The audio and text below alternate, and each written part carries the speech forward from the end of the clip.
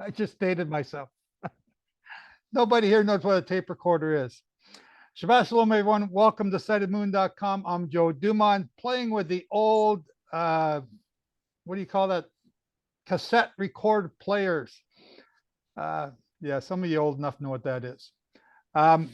Anyway, today is Shabbat, August 12th, 2023. And we have a little bit of a discussion going on. We thought we'd better bring it in here and get started, and so that you can all listen to it as well. But before we do, let's start off the meeting with a prayer, and Sean is going to do the opening prayer today. Yes, sir. Yehovah, we thank you for this day of rest, and by your hand we assemble together in fellowship before you. So please open our hearts and minds to receive your word. And please bless your people with understanding by the spirit of your truth, your spirit, your Holy Spirit, and help us rightly divide your word as we delightfully midrash. We pray this in your name, in Yahushua's name. Amen. Amen. So just before we started the meeting today, I've got a bunch of announcements. I'll just hold off on them for a few minutes. There's a discussion going on as to, is it a 30-day month or a 29-day month? So we're going to figure that out right now.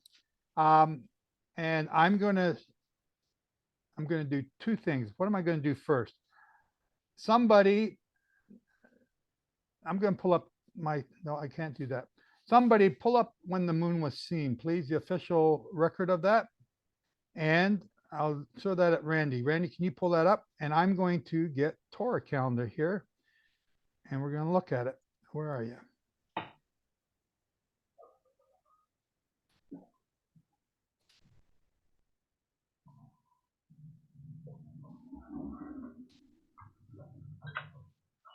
Okay. So I have torahcalendar.com up here. And we are looking at the, this is their 5th month. It's our 6th month. So when was the moon seen, Randy? Anybody? Last month. Seen on the 18th. Yes. On the 18th. So it's at the end of the 18th as the sun set. That would be the beginning of the 19th, correct? The beginning of the 19th. That day was a 29th day. No, hang on. Never mind that part. When was the moon seen? It was seen Tuesday night. It was seen on Tuesday night, the 18th of July. Okay. So on Torah calendar here, if you look at it, it has Wednesday as the first day, but it has the 18th, which is for the night before, and the 19th for the day part. Okay, everybody see that? Yes. Okay, so now we're going to count down to the month. They have a 30-day month being on Thursday, right? Thursday. So there are no 31-day months. It can be 29 or it can be 30. So now, if we all agree, if we're all in agreement that the moon was sighted on July 18th, that night, making July 18th and Wednesday, the 19th, the very first day of the month, which Torah calendar has here correctly, then all we got to do is count 29 days. So that will be August 15th and August 16th. It's the 29th day. So now I'm going to back out of this. I'm going to go down here to this chart. And I'm going to click on, because we are 1 month ahead of Torah calendar. That's why they are in month 5. We are actually in month 6. I'm going to use their month 5. Actually, I'm going to use month 6 because that's the next new moon. I'm going to go on the new moon day. Make sure I got the right year, because sometimes I click the BC years. I get all muddled up then. And I'm going to go look at it. Okay, so now I check the date, August 17th, 2023, Common Era, and the moon is just visible.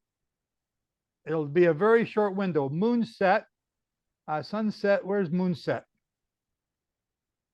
Scroll down. Scroll down. Further. More. Yep. Moon set. Okay. Moon set local Jerusalem time 7:12. So that's going to give them about an hour to see the moon. What time is sunset? Sunset 6:21. That's going to give them 42 minutes to see the moon. The information on the right tells you just that. It's sunset to moonset lag time. 51 minutes that the two will be, 51 minutes from sunset to moonset. Right. There you go. Okay. So from the time the sun sets, you have 52 minutes to sight the moon, which is enough time, but it's also, look how low it is here. The closer it is to this line, the more difficult it is to see it. Now, one year, the moon was down here. And that year, I believe, was 2016. Nehemiah Gordon went all the way to the to Eilat, got up on the highest mountain in that area to look for the moon at the slightest possibility that he could see it. And I don't recall that he did, but he tried. The Israeli New Moon Society, Dr. Hoffman, I think it is, he was able to see the moon through binoculars that day. But we do not count moon sightings with binoculars, but he could see it. But he could not see it with his naked eye. So, Joe, yeah. Go to the day before and the day after. I'm about to do that. Okay, so right now we are looking at Thursday evening, September 17th, as being New Moon Day. Now, this is the 30th day. So if we say it's the 29th day and we go to the, or let's go to the 29th day, the day before. There's the moon right here, this little dot. It's going to be very hard to see because the sun will just set, and then you're going to have, It's not visible. Yeah, consult that one. You got 22 minutes after sunset to see it. It'll be too bright. The sky will be too bright. You won't see it, right? So that'll be on the Wednesday. Now, the day after, because it's a 30-day month, this would make it the 31st day. So like that would be Friday night. It's going to be very visible. But it's the 31st day, which is too late. There's only 30 days in a month. Something else you can look at there, Joe. Yeah. If you go down to the data and look at the conjunction date and conjunction time. Where do I see and conjunction age date? since conjunction. Right there by your arrow, right there. Age of moon since conjunction. Age of moon since oh, very good, Kurt. I never read this stuff before. Well, there's a lot of stuff in there. 2 days, 6 hours, and 41 minutes. Right. Definitely visible. If you go to the previous day, like the day before, and click on that. On New Moon Day? Well, you can do New Moon Day, yeah. You have the same data. age of moon since conjunction, 1 day and 6 hours. 1 day, 6 hours. So the 24, I got a fly in here. 1 day before that, so the previous day, the moon would only be 6 hours old since conjunction when sundown happens. Yeah. Not possible. I think the earliest ever seen was 13 hours since Very conjunction. Good. So, ladies and gentlemen, when you have a dispute, like this year, I am saying confidently that Friday is the first day. That Friday will be Sukkot. And Friday will be the 8th day. I'm very confident about that this year. I haven't had any doubts about it because Torah calendar, even though they go by a different way of counting the months, their sighting of the moon is extremely accurate in their forecasting. The only times that they have been wrong has been when on the 29th day when the clouds have interfered. That's the only time they're really off by a day. The rest of the time, they're very accurate. So except for they go by the equinox. And that's why they are a month different than us. So they allow the equinox to affect their calendar, and therefore that throws them off. But this information that they have here about sighting the moon, the 29th day of the calendar, right? So this is the 30th day. Here's the Friday. There's no way that can be another day and bump it into Saturday. It's no way it can be a day early and being seen here. Unless there's an error prior. An error. So what I'm saying is Becca has said and stated she's counted that that's the 29th day, not the 30th like we are here. Okay, She's so saying the potentiality of not seeing the moon on Thursday night is fairly high, but she's just going to wait and see. And if it is not seen, she's going by Saturday as being the first day of the trumpets. So was the moon according to- seen? Was the moon seen on the 18th, or was the moon seen on the 19th? Well, I'm not sure now that we're seeing this. I have to go back and look at what she's got to say. I'm not going to defer to anyone. I need to see it for myself. And so I'm going to go back and forth and figure it out. But I'm not trying to be, an adversary here to just throw No. everybody off. But I just want to know I want to convince it to myself. Yes. Yeah. So, and Glenn, I'm not accusing you of that. You're an old time sighted moon person. You know these things. And this is an important date to be concerned about. If we're going to be wrong, let's make sure we Exactly. got it right. So the only thing that can throw this off is if the moon was not seen here, but was seen here, that would make this the 29th day, which could make this the 30th day, could make Saturday the first day. And that's what you're saying. Yes. But okay, so I'm just going to go out here now. I'm going to go to what did I record? How do I get out? Okay, I got to get out. So in my newsletter last month, what did I record? And we're going to go, where am I going? Right here. Let's go here.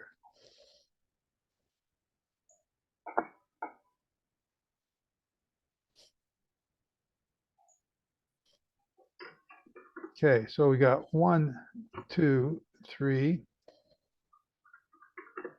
Is that the one?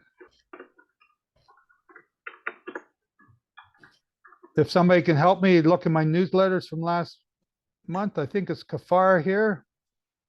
I'm looking at.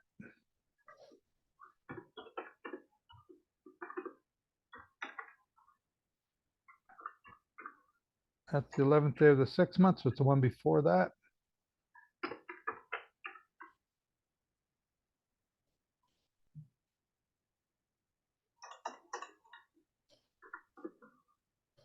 I can put the link in chat for last week's newsletter. My newsletter? Yes. I'm just trying to see what I recorded in that date. So that's preparing for the temple.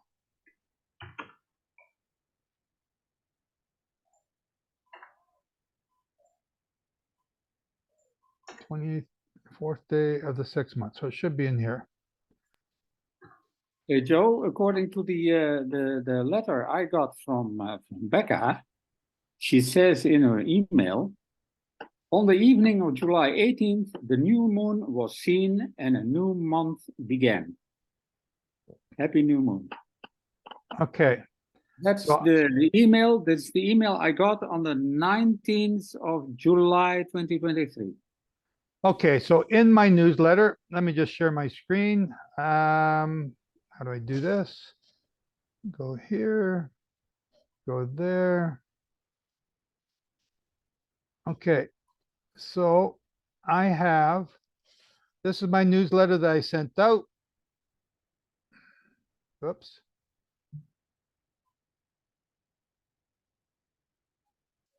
There's a picture of the new moon. Right? It was very faint. But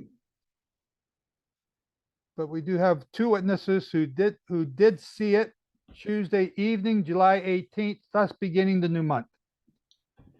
That so- photograph was not taken by the witnesses. No, it was taken by somebody else. Right. But it was, so this information is coming from the Israeli New Moon Society. It's not coming from Becca. It's not coming from Devorah. So question. Now we're getting into this night before stuff. Obviously, the 18th at evening becomes the 19th once it's seen. That's right. Okay, so now we go from the 19th, not technically the 18th. Am I correct, or I'm just confused? It depends on how you count your day. I count from the day part, which means I'm also including the evening before. So I will say July 19th, counting the evening before, which is July 18th. Yes. So you got to determine how are you going to count if you're counting from July 18th, starting after sunset, that's your method, then that's what you use. Right? So the new moon was sighted in Jerusalem, 8:25 p.m. by Noah Gunther and David Shmulevitz. So these are Israeli New Moon Society viewers. They are Jewish. They are not Devorah's people. They are not Becca's people. Becca and Devorah got a feud going on, and that is so disappointing to understand. All I want to know, did you see it or did you not see it? That's it. So if you count from the 19th, which to me, that's the new start of the new month. Okay, hang on, Glenn. That 29 days. Yep. Hang on. Are we in agreement? This moon was seen on Tuesday evening, July 18th. Okay, we got two witnesses. Right? Here's the whole write up on it. Okay, I'm going to get out. I'm going to go back here. We're going to, oh, no, I got to do that. No.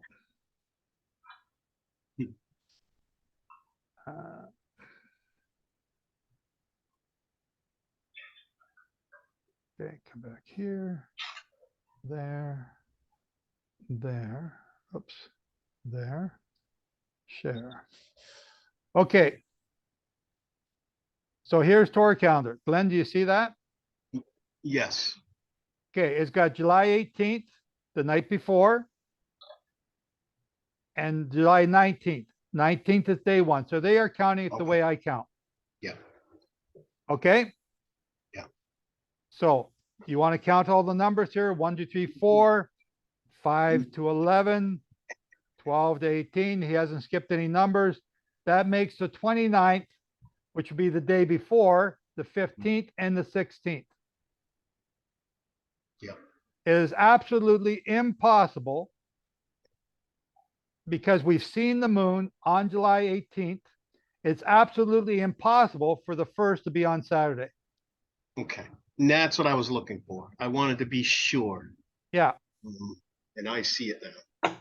it's I absolutely just don't know impossible. where her, I'm trying to also understand her perspective, and I have not understood that yet. Okay, Glenn, but here, understand this. When I used to post these, when I used to get this information, and when I was calculating out the holy days based on the first of the month, the first of Aviv, or the first of the 7th month, I would do the calculations and I would make mistakes, and I would have I forgot his name. He would call me up and said, "Joe, you got the wrong date," and he would show me why, and we would consult with each other before we would put out our calendars. And it was good to have some, because you do make mistakes and you do get interrupted and the phone rings and stuff happens, and you're trying to put stuff out and everyone's depending on you to figure it out for them, which is the great thing about here. All of you should now be able to do this without me.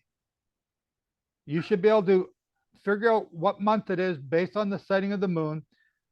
You should be able to figure out when the holy days are, because you can count from 1 to 15. That's really all you got to be able to do. And you can do that.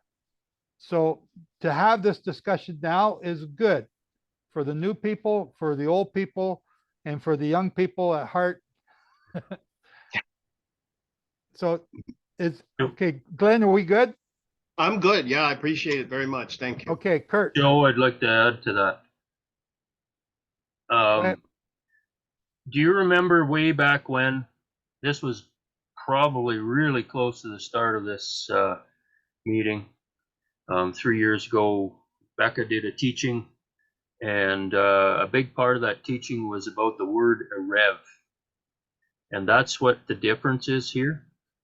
If I'm not mistaken, Becca sees erev as basically the morning, or we see erev as happening in the evening, the lengthening of the shadows. So she's got a different perspective, and that comes from that word. I Okay. remember that. And I didn't agree with it at that time, and I still don't.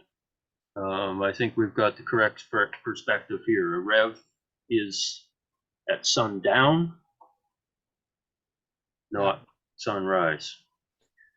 Anyway, we have two witnesses that sighted the moon Thursday or Wednesday evening, making Thursday day one. 30 days later is Thursday. It's impossible to have a 31-day month, meaning the Friday will be day one next week. Okay, for anyone who's new, if you got a question about this right now, now's the time to ask. Don't be shy. I'm being very authoritative with Glenn because it's Glenn. So, but with you, I'll be a lot nicer. Sorry, Glenn. No, you're just fine, Joe. I appreciate your candidness on this. Okay. Oh, I have a Julia, I question. think Julia's trying to raise her hand, but she's muted. Yes, I do have a comment to make. Has anybody gone into your website to print out the calendars? Because since I printed out the calendars that you have so we can keep track of the month, it's been a real blessing for me. Because like you said, sometimes I was off and had to go back and recalculate again. And so I find that this is much more helpful. And then if I have a question, I write it in pencil. And then I know, after I hear when the moon has been sighted, whether I'm on the right day or not. But otherwise, I fill out the whole thing when I know what the month is. On the 29th day, I stop. And on the 30th day, I pencil it in. And then when the moon has been confirmed that it's been sighted, then I transfer that information to the next page or the next month. Very good. Thank you, Julia. Randy, can you find that link for the perpetual calendar? Throw it in the chat. One of the greatest things that, Pauline created that. I couldn't figure out how to do it. I was trying to copy something like what Michael Rood was doing, but it was too hard to do, and trying to have a calendar ready for each year. But that perpetual calendar that Pauline came up with was absolutely brilliant. It's very simple. It's reusable. We all do it. Then you learn how to count. So Osambra's got it in the chat there. The perpetual calendar, you can go there, download it, print it off, and then you can begin to count the month and count each holy day. It's an awesome tool. I use it, but then I lose all my sheets. I have such a mess of paper here. But yeah, it's a good tool. So please download it. It's free. Oh yeah, the last piece of paper's got an invoice on it. So we'll say, no, it's free. Download it and use it. Okay. Guy, go ahead. Yes. This is, I'm not up with everybody up to speed as far as this. I've always been under the impression that it's like 29, 30, 29, 30, 29, 30, 29, 30. Alternating months. Yes. Okay. And that's how I've approached it. and you seem to be a different, there's something different going on here. So I have, I guess there's some rules of thumb, but like, for instance, like, say you have 2 months that are 29 days.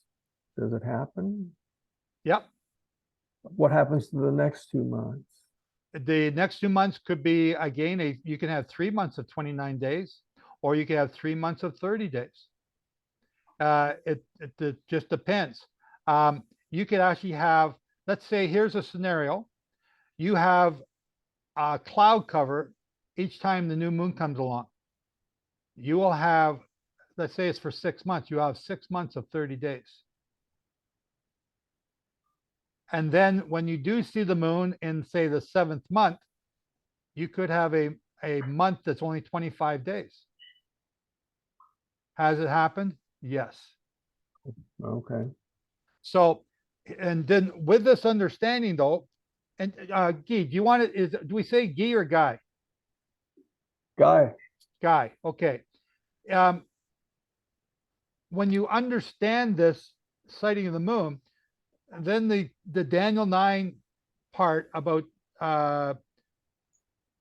1290 days or 1335 days or 1260. what, 360 days? Well, it's not 360, it's 1260. 1260, 1290, 1335. Those are days you count, and in that, when you get to the end of it, there will be a new moon added in there, or a Adar Bet added in there during 2 of those countings. That tells you during this time that's coming up whether you're on the right calendar, and from that you'll be able to figure out when the holy days are, because even though we won't be able to see the moon, excuse me, during this tribulation that's coming, we still have to keep the holy days at the right time. So it's important to know how to count. It's important to know when the moon was last seen so you can begin your counting and continue to count forward. If we have 3 years of 30-day months, because we can't see the moon, there will be an Adar Bet added into that at some point. I'm getting a little bit more complicated, I know. One of the books I want to encourage everyone to get is It Was a Riddle, Not a Command. If you haven't read it, go back and read it, or go back and reread it, especially right now at this time of year. How do you prove which calendar to go by? How do you prove, do we go by Hillel or do we go by the crescent moon and barley? How do you prove it? And the answer is in no man knows the day or the hour. And if you understand that expression, what that means, well, it's so obvious, you cannot not see it after that. So if you have people that are questioning you about the calendar, tell them to go read this book. Tell them to get the book. Or you get the book and give it to them.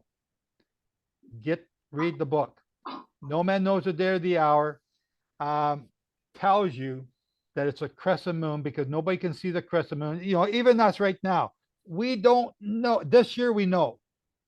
But let's say Glenn was right, and it was just a day later. That would mean there'd be the 29th would be on the Thursday. We wouldn't know if the feast was the first on the Friday or the Saturday. We would not know this year. Nobody knows the day or the hour. That's what that feast is all about. It's the first day of the 7th month. Nobody knows the day or the hour because nobody can sight the moon until it's seen. Once it's seen, then we know when the feast begins. Then we know when the fall holy days begin. So that now that becomes a problem for those of us that are booking flights to go someplace for the feast. Which day is the high holy day? Do I fly in that day? Am I flying or am I resting? It's hard to figure out. And then if it changes, and I've been caught, if it changes, I just change my flight. So, okay, any more questions on this? Yeah, I do have one more question. Yes, sir. Go ahead. Is this sighting based on like here in the States, because we're here in the States, or is this strictly from what's going on in Israel? Well, you're going to answer your own question. So you sighted the moon today. Let's say you sighted the moon in whatever state you're in. Now you have to go to the temple to report it. Where do you go to report it? The temple, In Jerusalem. right? So you don't have a car, you don't have airplanes yet. How are you going to get there? Start swimming. Okay, so basically you have to be within a day or two's walk of Jerusalem. So it's generally in the land of Israel. So we accept sightings in the land of Israel because they would be able to go to the temple and report it. We've stretched that a little bit by going all the way down to Eilat and all the way up to Mount Hermon. But I know people who can walk from the Sea of Galilee to Jerusalem. I've seen them do it, and they do it within 12 hours. So you can walk to Jerusalem. So if somebody sights the moon in Jerusalem, we're going to accept it. Now, the Muslims, they take anywhere in the world where the moon is sighted as the beginning. So if it's sighted first in Indonesia, then that day begins then. They don't have Jerusalem as their base. They have some good charts that you can use to see if the June is going to see if the moon is going to be seen somewhere. But they take the moon sighting at the beginning of the month anywhere in the world, and that's the difference between them and us. So we go by at sightofmoon.com. We go by the moon being sighted within the confines of the land of Israel. And we accept that sighting based on two witnesses. 1 year, Becca was the only person that saw the moon. And then the debate begins, well, she's got a picture. Do we accept it or not? Again, it's a debate. I don't think that was for a high holy day month. It was just a different month. But that would be a debate to have. Do you accept a picture as a witness with only one witness? Okay, any other questions? Okay, so I've got a few announcements here that I'd like to get through. Eric's got his hand up. I haven't even asked a question or stated my stuff yet.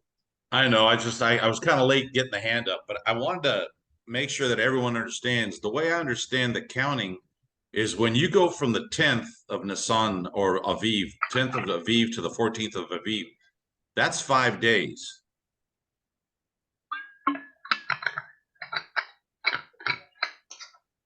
Okay, yeah. Okay, I just want to make sure your count is in agreement with my count, which hopefully we're in agreement with the count of what the scriptures say. Well, the 10th is, I'm doing, there's 10, right, 11, 12, right, 13, 14, 5 days. right. But yeah? see, in the Western mindset, we don't include one of those days. So if I were to tell you from the 10th to the 14th, we just subtract the two, that's 4 days. In the Hebrew mindset, they don't do that. They include the 10th. So people that have never heard the Hebrew mindset, the 10th to the 14th is 5 days. It's not 4 days. And that's where people get confused, or really confused with that. Yeah, you're right. Yeah, they're using the Greek mindset. Even when Right. we do the Jubilee calendar, the first year of Adam's creation, they don't count that as a year. That's year 0. And then that throws them off on their count from then on out. Right. So you have to do what I just did. Count them on your fingers. From the 10th day, 11, 12, 13, 14. How I did that wrong. 10, 11, 12, 13, 14, 5 days. Right. And see, that can make the difference depending on when Yeshua went into Jerusalem and went to the temple. That could affect when you believe he was crucified.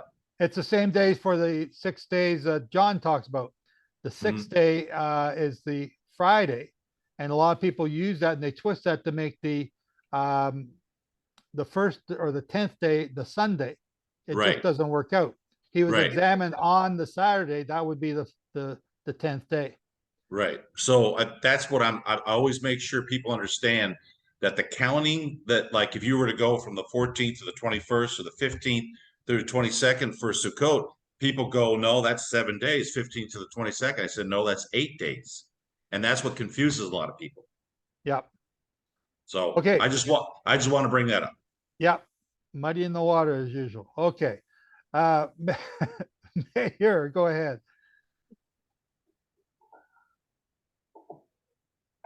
Mayor?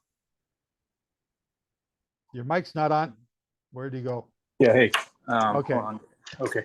So one of the questions I have is, how do you define a high holy day? I understand it's a term that is used in Judaism, that high holy day is, but I don't see the evidence of the definition. That's what I'm looking for. What do you define as a high holy day? You have Sabbath and you have holy days. How do you define a high holy day? Okay, so if you would comment on that.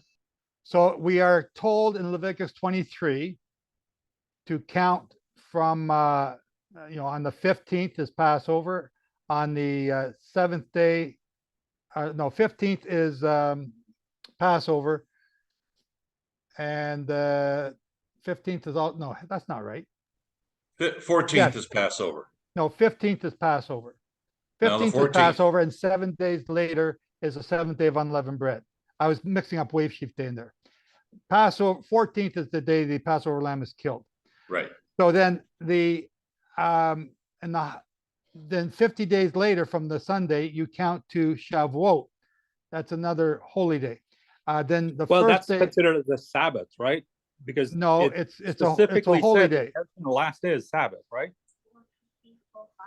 So you look at Leviticus 23, it tells you when the holy days are. I'm not going to get into a debate about which is a high holy day and which is just a regular holy day. Right. They're both holy days. So you just keep them, right? Okay. So the first day of the Feast of Trumpets, the 10th day of the day of Yom Kippur, or Day of Atonement, then the 15th day is Sukkot, and then the 22nd day is the 8th day. Those are all holy days that we are to keep, and they are Sabbaths. You are not to work on those days. Correct. I agree with that 100%. Okay. So you just wanted to split the hair on the high and regular holy day. Well, because it is a term that is used quite a bit, and also causes confusion as to what do you call holy, what do you call high holy, and what do you call Shabbat. Again, it is a little bit of a I don't want to say deep dive, but it is. I want to be specific. Let's just go that way. I want to be specific about it. So okay. Maybe the high holy ones are the three to go up to Jerusalem. The high holy ones would be the three to go up, because you don't go up to the Jerusalem to all. Yeah, you could say that. We're not going to get into that debate. Otherwise, we're never going to get anywhere today, because it's a big subject, like Mayor already knows. And come on. Eric is here, okay? You can't blame stuff on me now, okay? I didn't say a word. I was totally quiet. Yeah. Okay. So basically, for the new people, Leviticus 23 tells you when the holy days are. They are like Sabbaths. They are not to be worked on a high. I see. Now I call all the holy days high holy days. Okay, just bear with me. On the holy days, you can cook meals. On the Sabbaths, you cannot. So there's those little differences that you can do. Again, we won't get into that now. We got a bunch of other things to get going to. I agree. Let's not belabor this whole point. Maybe we can bring this up after the Torah portion today, sure, and then dive into it. Yeah. Okay. Let's keep going. Okay. Thanks. Okay. Anyone else got any more questions about the I'm going to say high holy days again. Now you got me thinking about it all the time. About the holy days, about the counting, about where we are and the Feast of Trumpets being the first day, which will be this year, next Friday. Oh, Joe, Kurt, maybe we should show an example of a calendar. example for what? What are we doing? What are you The, talking about? the perpetual calendar, an up-to-date perpetual In other words, calendar. Kurt wants to show his screen. Just Go let him. ahead, Kurt. Okay, Okay, hold on. I have to give so, him permission. I gave him You permission. gotta, I don't know which one, not the Just- one I'm talking on, Oh, the other one. Okay. because I haven't figured out how to get. So, Okay, hold on. Okay, now go. share photo. Oh, and I see you guys are already talking about the high old days in the chat. Ah, Is Look at that, okay, there. What happened? Mayor started come it, up? not me. yeah. You have to pin my other screen probably, or look at the other one. Okay, sometime before next Sabbath, eh, Kurt? Okay. I don't even know where you are, Kurt. I lost myself. I can't Yeah, find myself I either. can't find you. I can't find you. You're in Saskatchewan. You're hopeless. Well, there's something odd. Okay, well, this is something we should do, but it's. Okay, let me go. Wait, Kurt. wait. I found it. Okay, There it is. Okay, can you bigify? No, Or that's a no. picture. There's a problem with Zoom here. I don't need to explain it right now. Take a screenshot of this and blow it up. There's other information on there that I use personally. I'd be happy to explain it. Now is not necessarily the time, but the key is the columns that Pauline has laid out, and all the information's there that you need to be tracking. There's a minimum, and then I'm adding to it now. So you can make your own notes in there. We have room in there for if there's certain events that take place, such as on the 9th of Av. You can record what historical things took place at that time, and just see if it pans out in the pattern. exactly. Okay. So if you got a screenshot of that, I'll stop screen sharing and. This is a perpetual calendar that somebody has in the chat. Okay. Anyone else before we move on? Because we're about to move on. Okay, so I had so much time before. Now I got to rush. Last weekend I was in Ottawa, Ontario, Canada. We had a meeting there with Dan Belay had hosted a group. He's got 500 churches all around the world, mostly Filipinos. There are a few other nationalities that come in, but they are mostly Filipinos. My reason for going there is they keep the feast. They keep Sukkot in Israel. I mean, not in Israel, in the Philippines. And it is my desire, my goal, to get them to swing over and actually keep the feast at the proper time. They only keep it for 4 days, and generally whatever long weekend works around that time, that's what they do. So I want to get them to try and keep the feast for the entire 8 days. I'm trying to get them to keep the Sabbath. They talk about them, but they might keep Friday night, and that's about as far as they go. The reason is, we've written about it in the 10 days of awe. So there's the other announcement. The 10 days of awe is now done, except for the editing. The editing is going to take a number of months.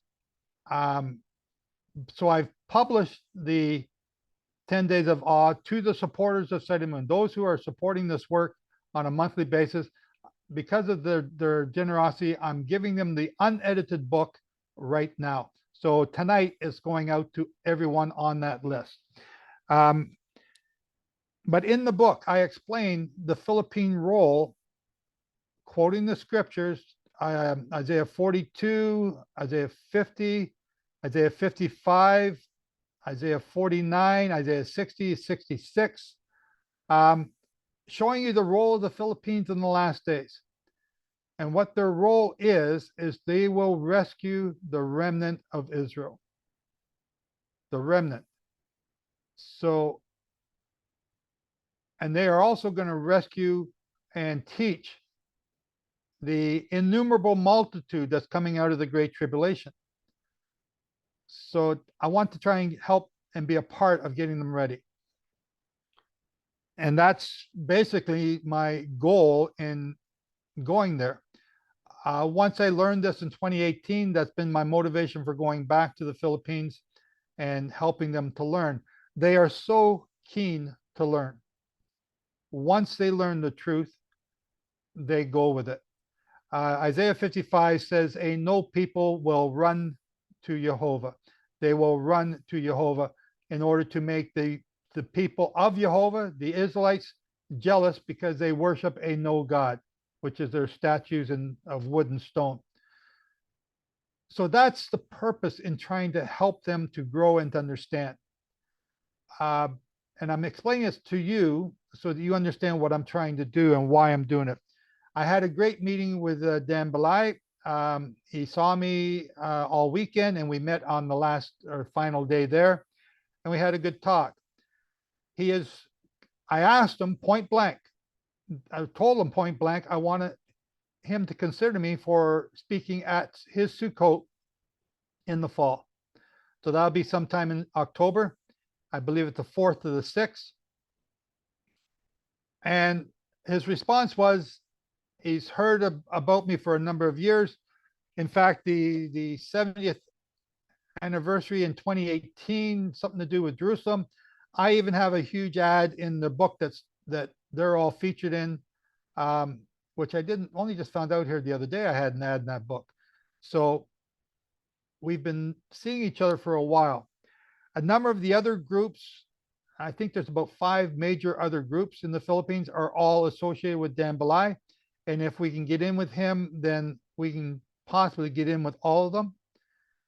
And it would have a great reach around the world. We are contacting the other groups, and we're in the process of doing that right now. There's a lot of stuff going on behind the scenes, emails being sent, trying to get connected. So that's what I'm trying to do, and that's the reason behind it, to get the people that are going to run to Jehovah ready to run, and to get them ready so that they can rescue our remnant, because you want to be rescued. And the other part that leads me now into the people in Maui, Hawaii. You've all seen the news. Another town wiped out in a flash. We had Leyte, Alberta.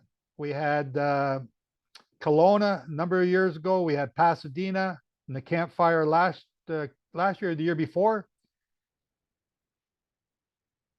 The forest fires are getting worse and worse and worse. 2 Peter, I think it's 2 Peter 3, it talks about Jehovah. Peter says Jehovah destroyed the earth by flood the first time. He's going to destroy the earth by fire the second time. And you are in the front row witnessing that now. But we haven't even started the time of judgment. Judgment begins with the Feast of Trumpets. These are the 10 days of awe that we go through every year. And people, well, what do we do the 10 days of awe? They're not in the Bible. It's the Feast of Trumpets and the Day of Atonement. That's what we're supposed to keep. Yeah, but anybody can count that there's 10 days there. What's God's number for 10 or judgment? Well, 10 is judgment. That's what this is. We did the Silicate prayers today with Sombra. Silicate. I'm not even sure how to say it properly. Silicate? Selichot. And it's repentance for 40 days. With the final 10 days, the 10 days of awe. That's why we repent. Because our people, look around you, our people do not worship or fear God. In all of these calamities, the fires of Greece, where people were fleeing into the ocean, Australia, 2019, people were running into the ocean then because the fires were coming so fast. It's happening in Greece, in Rhodes, just last month. Then we got the heat dome all across the United States. Record temperatures forever. I think it's just beautiful. It's just perfect weather for me. I love heat. But India, scorching. Now, China was scorching. Now China's flooding. Last year, Pakistan was being flooded. All these disasters happening one after another. It's like he can't outdo himself, and yet he does the very next day. If you read the book of Revelation with the understanding of the Feast of Trumpets to the Day of Atonement as the 10 days of awe, the 7, we went through this with Batman here a few weeks ago. The 7 trumpets fit into that 10 days of awe. The tribulation is at the end of it. And then in that tribulation are the final 7 bowls. You're watching these things take place right now. It's not global warming. It's not climate change.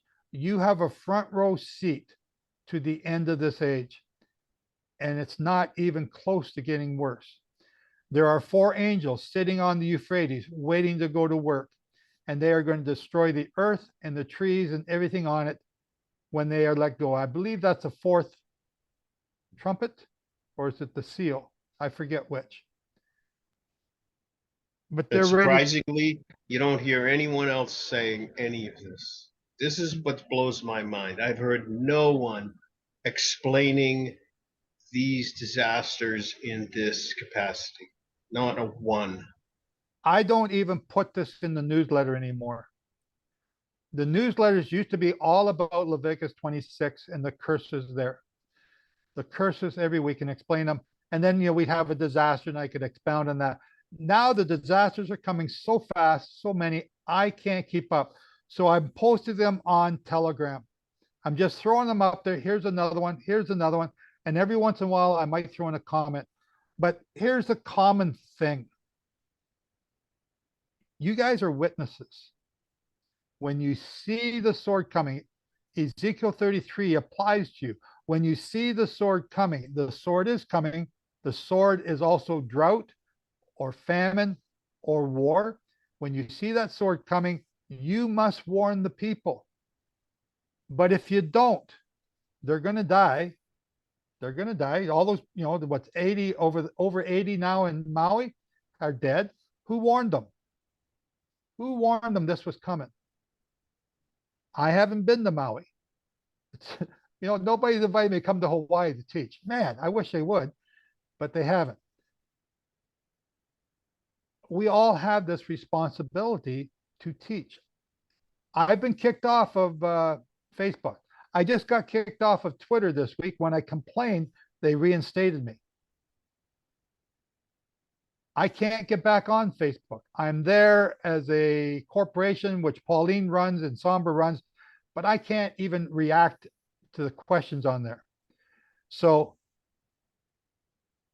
the world needs each one of you to warn them.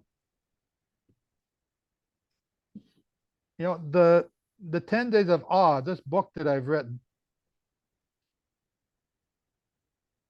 I had Eileen Espinoza helping me do the research on it and editing it.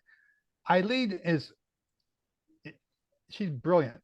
She's one of the smartest people, and I'm not knocking all of you, but she is absolutely brilliant. She pulls stuff out of her brain that you say, where did she ever get that from? It's absolutely brilliant, and it fits to whatever it is I'm talking about in this book. So a great deal of praise and thank you goes to her. But this book blows me away. If you thought the 2300 Days of Hell was an awesome book, this one's going to be maybe twice that. Stephen Spikerman wrote the foreword after reading half the book, and he's seen my notes for the second half. He's now read the second half, and he wrote a second foreword, and I told him leave both in. He's blown away. Stephen Spikerman's not stupid. He knows his Bible. He's been teaching it for a long time. But even he has not seen the things that this book is revealing. The gems that are on page after page after page are astounding. So, but I'm only giving it out right now to those who support this work. No exceptions. I don't care how much you cry. Okay, the widows, they get an exception.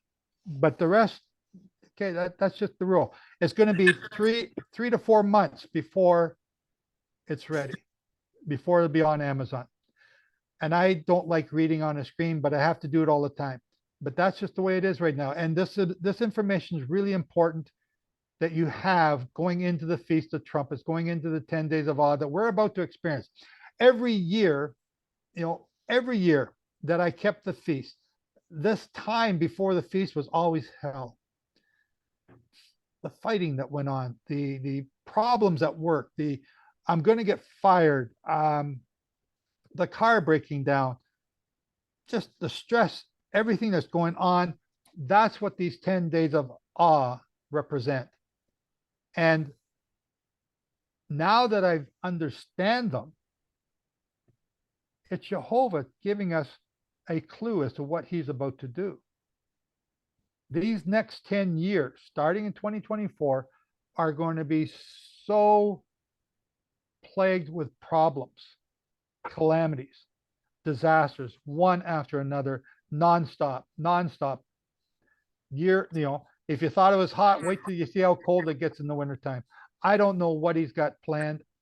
I just know that this timing fits his plan. And none of this was available to us until we understood the Jubilee cycles. And, I keep saying it, there's no one else teaching this. Yeah, there's other people copying some parts of it and then twisting it to their own teaching. But there's nobody teaching this. Ike is teaching it in the Philippines. Telesfor is teaching it in Burundi. And they're not trying to change it to fit their own theology. They're just teaching it. This work, this world needs each one of you to teach the little bit that you know. Well, you don't know everything. I know. Teach what you know. And then bring those people back to sightedmoon.com. Get them to sign up for the newsletter. Get them to, start. Once they get signed up to the newsletter, then they start getting a chain of emails suggesting different books for them to read, to start to learn and to grow. And as you all know, you can't learn it all in 1 month. So, okay, I'm sounding like a big commercial here. Maybe I am, but it's not about selling books. It's not about getting a bigger list. It's about telling people what's happening. And as Glenn said, no one else is doing it. And because I've been taken off of Facebook, which is probably one of the best sources for doing it, Jehovah is now giving all of you that opportunity to share this message. So I hope you'll take advantage of it. I hope you'll do it. The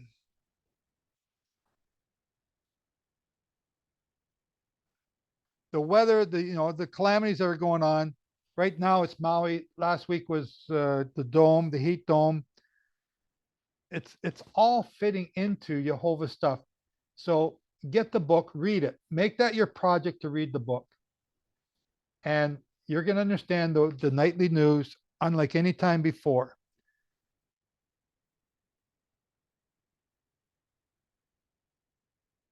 Okay, that's pretty much got all my notes done. But I also want to ask you, pray for what we're doing in the Philippines. One lady I met there used to work at the UN. So she's trying to connect me to UN people to go there and be able to give a speech. I've been trying to get to the UN now for a few months directly, and I'm being stonewalled. So I'm trying to find another way. This lady was sitting beside me last weekend, and we just started talking, and she worked at the UN. You just tell them that you're going to talk about climate warming. Yeah. You just don't tell them the details of how where it comes from. Well, that's what I have done. I've written a number of letters to the Canadian ambassador to the UN and the UN people themselves. Went to try to go through the religious organization so I could speak at COP28 this fall in Abu Dhabi. Again, I'm just looking for a way to get in there to get them warned, but it hasn't happened yet. I know Jehovah's going to open the door when he does, but I got to keep pushing on the door because I don't know which one's open yet. So I just keep pushing.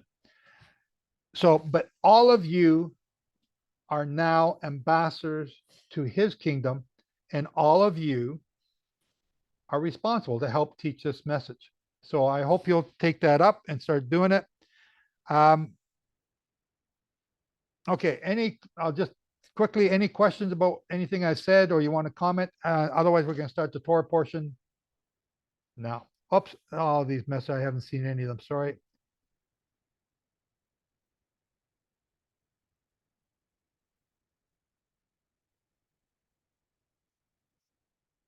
Two towns in Oregon burnt down. Oh, that was in 2020. That don't count. Yeah, they all count. Joe, Chris speaking. One more question. Yes, when, sir. When coming Thursday night, Yom Teruah starts. If you know my situation, if it is the first trumpet, would all the world hear it? Okay, so Chris, so I'm saying that the 10 days of awe begin at Aviv in 2024. Exactly when in Aviv or in 2024, I don't know. Now, Chris his argument or his position is, and he has a valid position, that it's actually starting at the Feast of Trumpets this year, because it finishes at the Feast of Trumpets in 2033. So to give a complete 10-year period, it has to start at trumpets or atonement or this time period and finish at atonement. And he's got a good argument. And I can't say, no, you're wrong. I just say it's a possibility. We don't know. We don't know. So what is that first trumpet sound? So if we go to the book of Revelation, we read the first trumpet, I believe the first trumpet is there's silence in heaven. Right? No. The silence in heaven is for half an hour. Yes. It's 7 days, 7.6 days. Okay. No? So that was last week, the past week, somewhere. No, it's gonna be this week, beginning at somewhere the 10th. Yeah, because on the 17th it is new moon. Yeah. Okay. So the silence is at this moment, at that very moment that we're now talking. And then the first trumpet sounds. The thing that I've been asking is, I do not know what the trumpet is going to sound like. So the actual Feast of Trumpets is they are to shout. We are to shout on the Feast of Trumpets. No, in that word shouting, is another relation to the ram's horn. So is it going to be a worldwide shouting? Is it going to be a shofar blast? Is it going to be a sound in the sky? Like, I know there had YouTube videos a while ago of people hearing sounds in the sky. Okay, I don't know if that's made up or what it is. What are we looking for? I don't have an answer. I don't know. Well, the word says it is the angel that sounds the trumpet. It is not you and I. It is the angel that sounds the trumpet. Okay. So what my question is just simply, will it be heard around the globe? I would say my opinion would be, just as 2020 was heard around the world, but nobody recognized it, each of these trumpet blasts will be heard around the world, but people might not recognize them because they are looking in the wrong direction or they are looking at the wrong thing. Okay, I can accept that. Yeah. So we are going to, if you could be right. If we see something on September 22nd, you might have a case building for you that it starts at atonement. I just don't know. I really just don't know. I see the patterns. I see the signs, I see the calamities. And 2020 came and happened. It wasn't until 2021 that we figured it out. Okay. Well, I'm living in a very in a situation of expectation, high expectation. What is going to happen in the next week or in the next 22 days until the 21st or the 22nd of September? Huh? You and me both. You Yeah, and me both. absolutely. So, but here's the thing. Imagine you on the wall of Jerusalem and you're looking out over the horizon. Mhm. You see a cloud of dust and it's getting bigger, and you know that it's an army coming. You don't know which army, but you Right. know it's an army. But everyone else is looking the other way. And you're shouting, but nobody's listening. That's what we're doing. We have got to get more people to look this way, to look at what we see, and to understand why we recognize it the way it is. I'm sending regularly emails here to my acquaintances in Holland. There is no response, but I'm doing it anyway. So I'm blowing the horn. Yeah. And that's what we all got to do. Yeah, and it doesn't work up till now. Jehovah doesn't let it work. I know. It's frustrating. Okay. Mayor, Thank- go ahead. Well, doesn't the Bible say that let him hear who has ears to hear? So, and I was thinking about, the sheepdogs, how they are trained.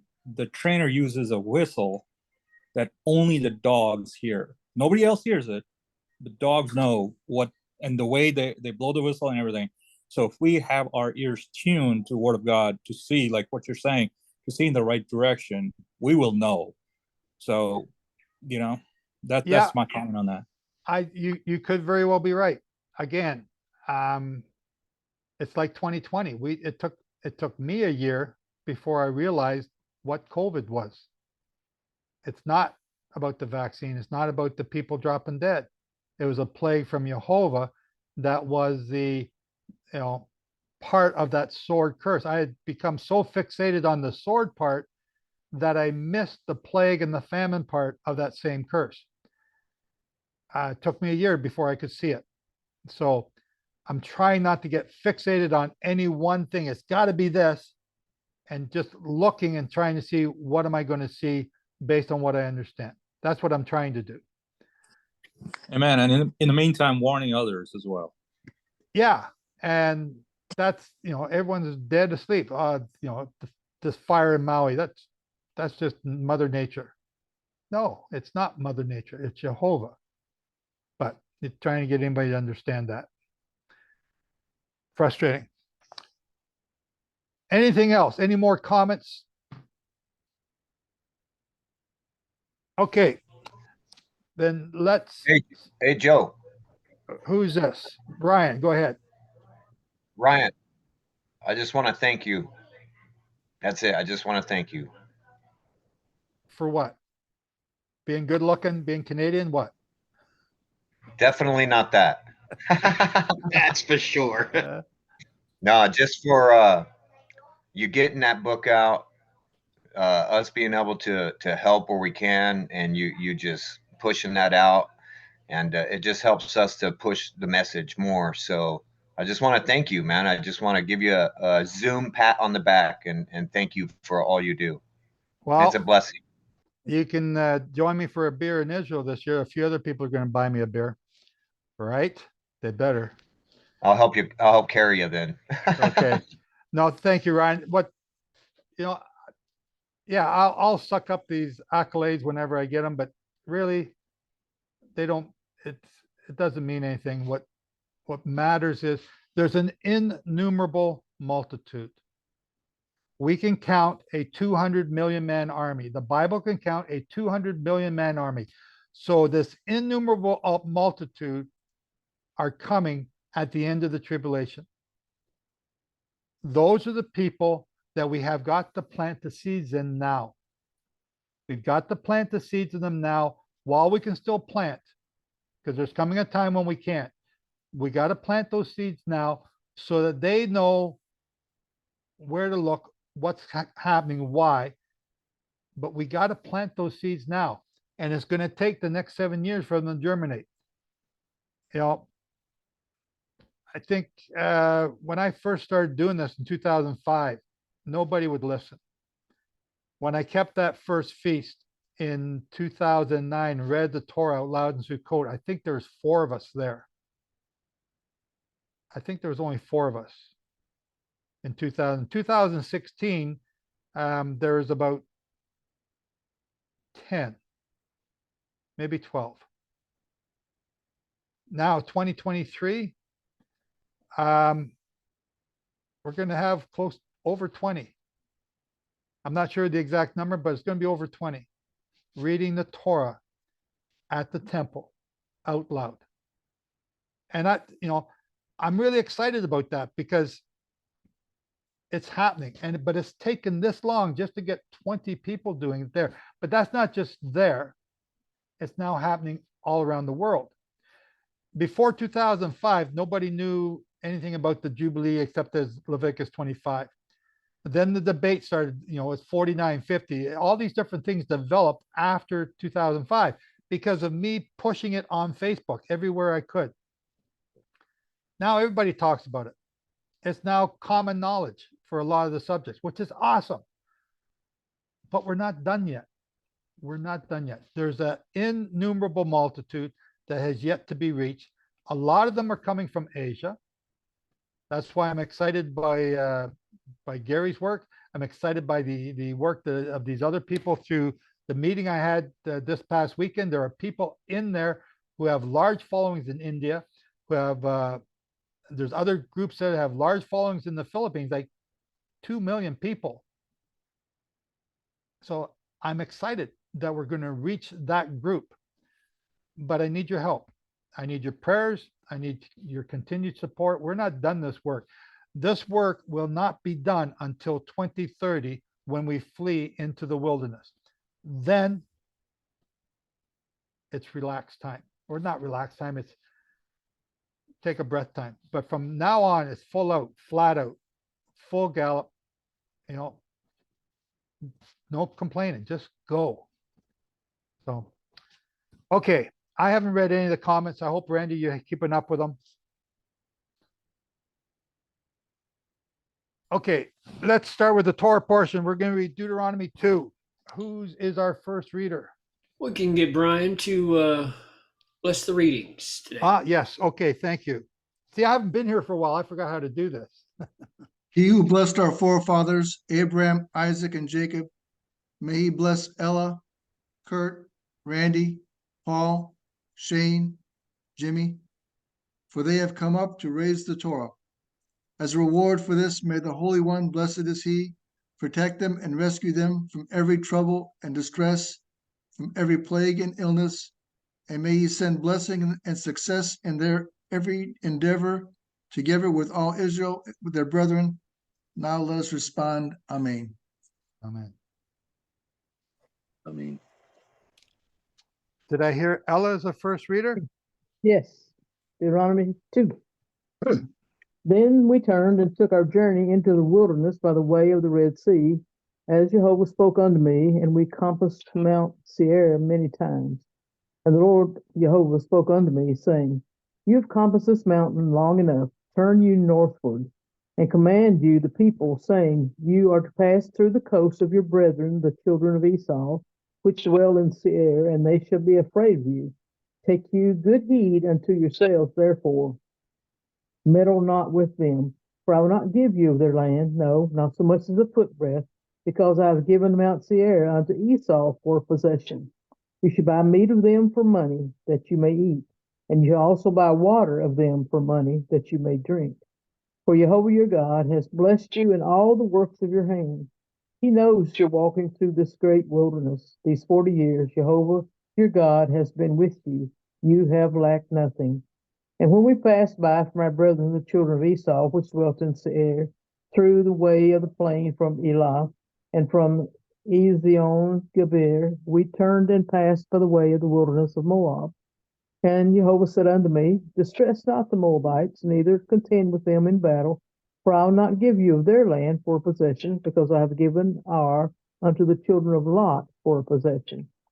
The Emims dwelt therein in times past, a great people, and many and tall as the Anakims, which also were accounted giants as the Anakims, but the Moabites called them Emims. The Horims also dwelt in Seir before time, but the children of Esau succeeded them, when they destroyed them from before them, and dwelt in their stead, as Israel did unto the land of his possession, which Jehovah gave unto them.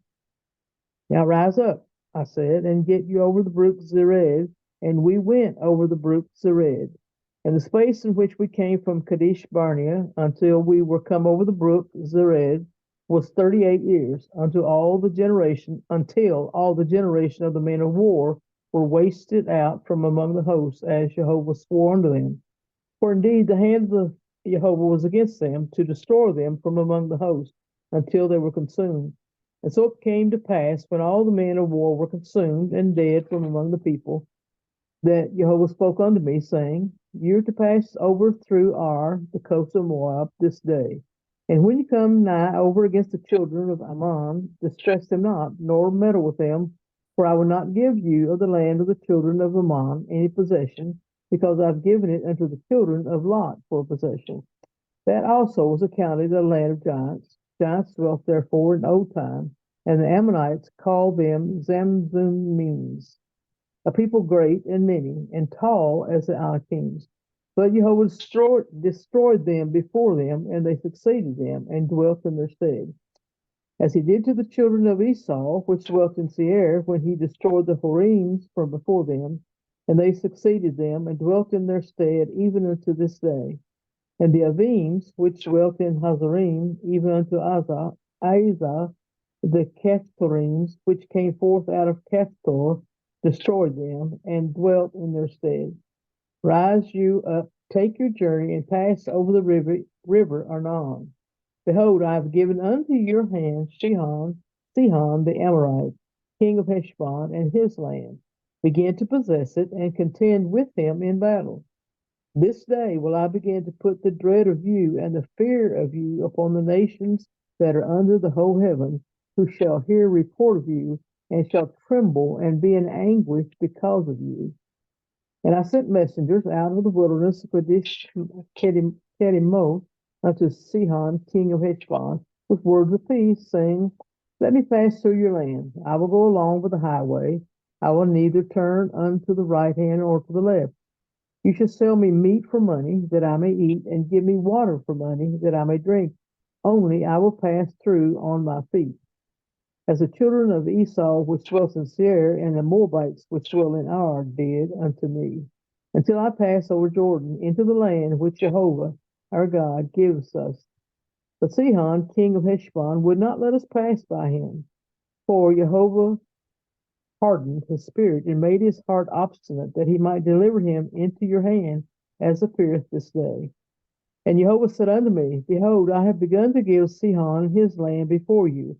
Begin to possess, that you may inherit his land. Then Sihon came out against us, he and all his people, to fight at Jahaz. And Jehovah our God delivered him before us, and we smote him and his sons and all his people.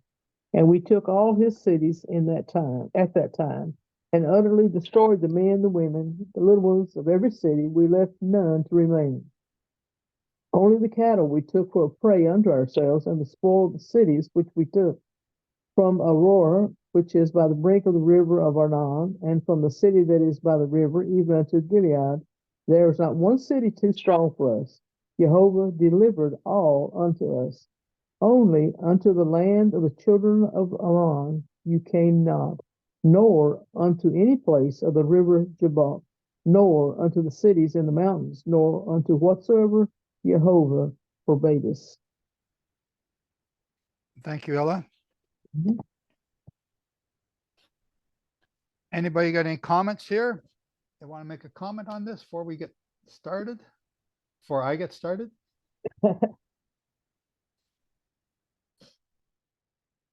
No? Okay. When did Moses write this book? The book of Deuteronomy. Eric. I believe it's right before they went into the land, correct? Yeah. It's So actually it's right. Deuteronomy was kind of like the recap of everything that had happened the previous 40 years. Correct.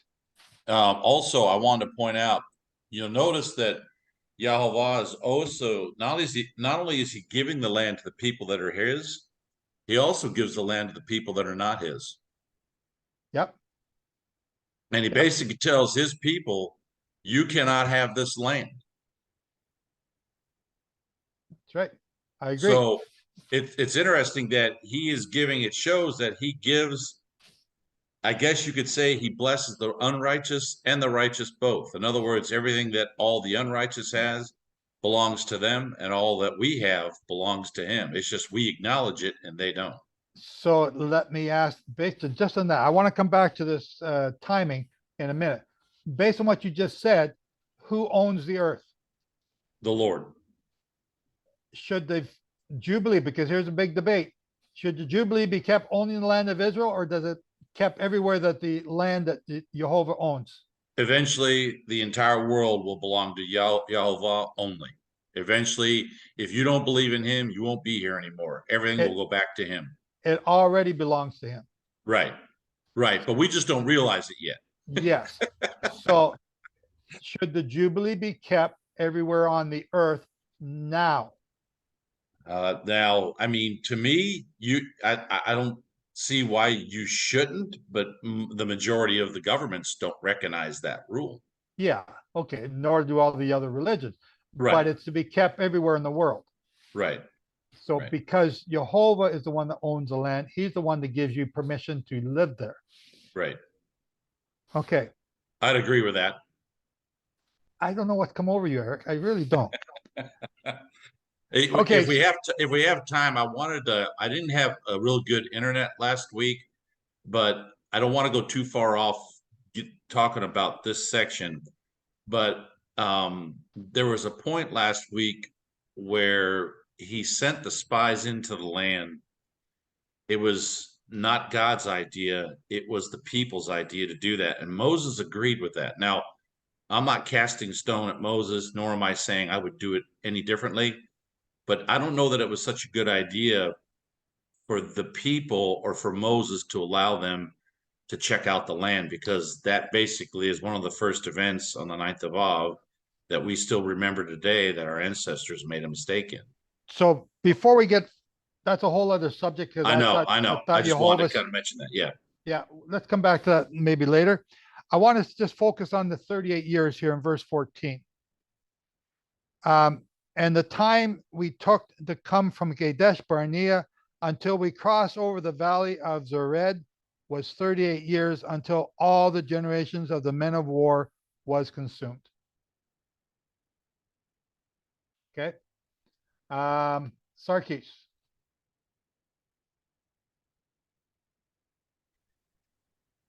Now, Yeah, can you hear me now? Yeah, go ahead. Okay.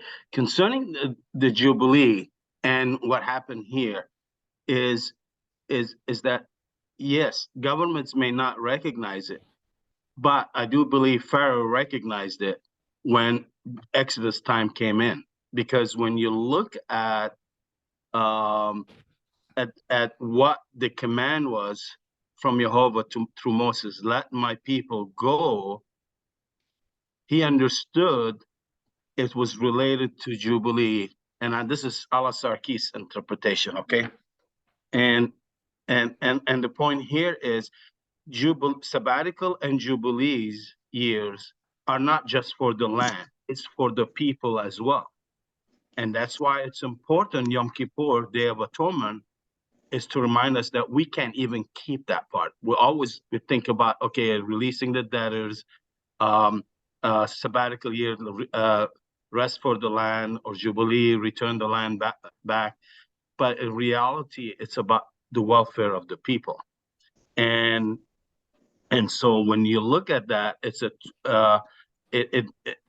critical to understand the very people who were set free during Exodus rejected the freedom that he gave them and bring them into the promised land. That's why they were disciplined and rejected them, and therefore the curse that they will be that their bodies will be scattered all over the wilderness for the next 40 years. Yeah, That's all I'm saying. the Jubilee year had already passed when the Moses was at the burning bush. He could have been asking them to set the people free for the sabbatical year that they were then in or coming into, which ended by the time they did the Exodus, which, you know, you're supposed to set them free in the sabbatical year as well. So yeah, I we're looking at, they were released, they left on the first year after the sabbatical year. That's right. Okay, based on your calendars. But the events that happened before that was like 3.5 years. The question is how long it took. It happened on the first sabbatical year of the Jubilee cycle, of the 7th sabbatical. So it's a matter of, Jehovah's timing, whether that with the first year or in few years, it's a question mark that we can understand. But at the same time, it's all about his timing. And he chose Moses on the first sabbatical year to go send him there to release the people. Yeah. And that's my point. Yeah. Okay. I can see that. Brian. Yes, sir. I got a response that is on the 38 years. If that's what you still got a question concerning that, or are you off that topic? Or No, I'm trying to get to that topic. Nobody's biting yet. I got something. I got a little nibble for you. Maybe you might like it. Okay, go ahead. I got something else too, but we'll hold off on that. I'm looking at that 38 years. I jump forward to John verse 5:5, when you've got a certain paralytic around the pool of Bethesda. And John 5:5 says, now a certain man was there who had an infirmity 38 years. When Yeshua saw him there, knew that he was already been there in that condition a long time, he said to him, you want to be made well. And I just sort of stopped there. And it's almost like the same question was posed before the people of Israel, before they crossed over. It was been 38 years. Do you really want to go over? They've been wandering so many years all this time. And did they still have the desire to cross into the land because they want to scope out the land and send in spies? And eventually Yeshua says, well, rise up, take your bed and walk. So the Father does say eventually, okay, you can go in their promised land. He allows them to go in. But I see the correlation there of the paralytic, the man with the infirmity in John 5:5 in the pool of Bethesda, with them crossing over, very similar with the 38 years. He suffered for 38 years, so did the people for 38 years wandering in the wilderness. So that's a very interesting connection. I had not made that before. Very interesting. That's not where I was going, but I like that. Okay, so what I'm beating around the bush at is, when did Moses meet Pharaoh? It was before the curse applied. And I'm, in my understanding, it would be about 3.5 years before the actual Exodus. I've explained that to many of you here before. The cattle all get destroyed 3 times, so you got to replace the cattle. It takes time to replace them. So I'm allowing about a year for each time. So Moses is talking to Pharaoh at the first curse of the blood.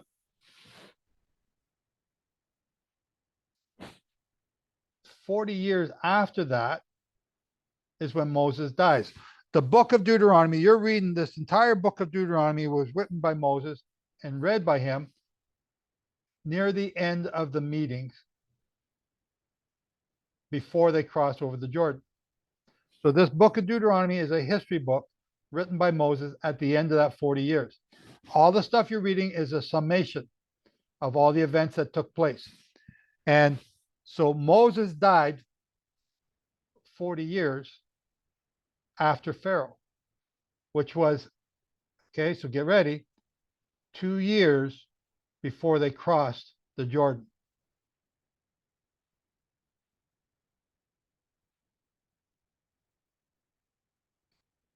Okay, quiet, crickets. Nobody's, do you agree? Y'all So- agree? Y'all get it? So Joe, you're saying he's been leading them for 38 years. No, What? he's been leading them for 40 years from the time that he met Pharaoh, but 30 years of their 38 years of their wandering in the wilderness. That leaves 4 years, not 2 years. 42 years in the wilderness. Where did you get 42 years in the wilderness? Well, you got the first 2 years in the wilderness at Mount Sinai, and then you got the plague, and that's 40 years. Yes, So it's you're right. 40, so it's four years. Okay. Yeah. Therefore, it's 40 years from the plague, from the curse, which they said they'll be traveling in for 40 years. The 38 years started. So there would give you the 2 years hanging over. There you go. That's just what I'm seeing in the add-ups. That's all. No, you're that- right. You're right. I forgot about the 2 years at Mount Sinai. You're right. They want to see this? They want to see what he's saying? What he's echoing what I'm trying to say? Yeah. No, I don't see it. I'm not sure what you're saying because. Okay. Okay. So 2 years before the Exodus, then after the Exodus, they're 2 years at Mount Sinai. Then they get the curse in the second year, which starts the following Aviv for 40 years in the wilderness. That's 44 years from the time that they first met Pharaoh until they crossed the Jordan. What I'm saying, what I have been saying, and what I'm trying to get you to think about is that you're going to be told this number 38 a couple more times. And then Moses died, and Aaron died, and Miriam dies, all in the same year leading up to this time when they all die, all within a year of each other. So I just want you to see the chronology. I want you to not just take this and make it an assumption, but I want you to see the chronology and say, okay, put that together with the Jubilee cycle and start to look at this. The time that Pharaoh died was the 7th day after Passover. Just a thought. Somebody's saying that it was the 7th day of unleavened bread. Yeah, 7th day. Yeah, that's right. So the 40 years would have started from the day he died, which was be at the Red Sea, which was at the end of.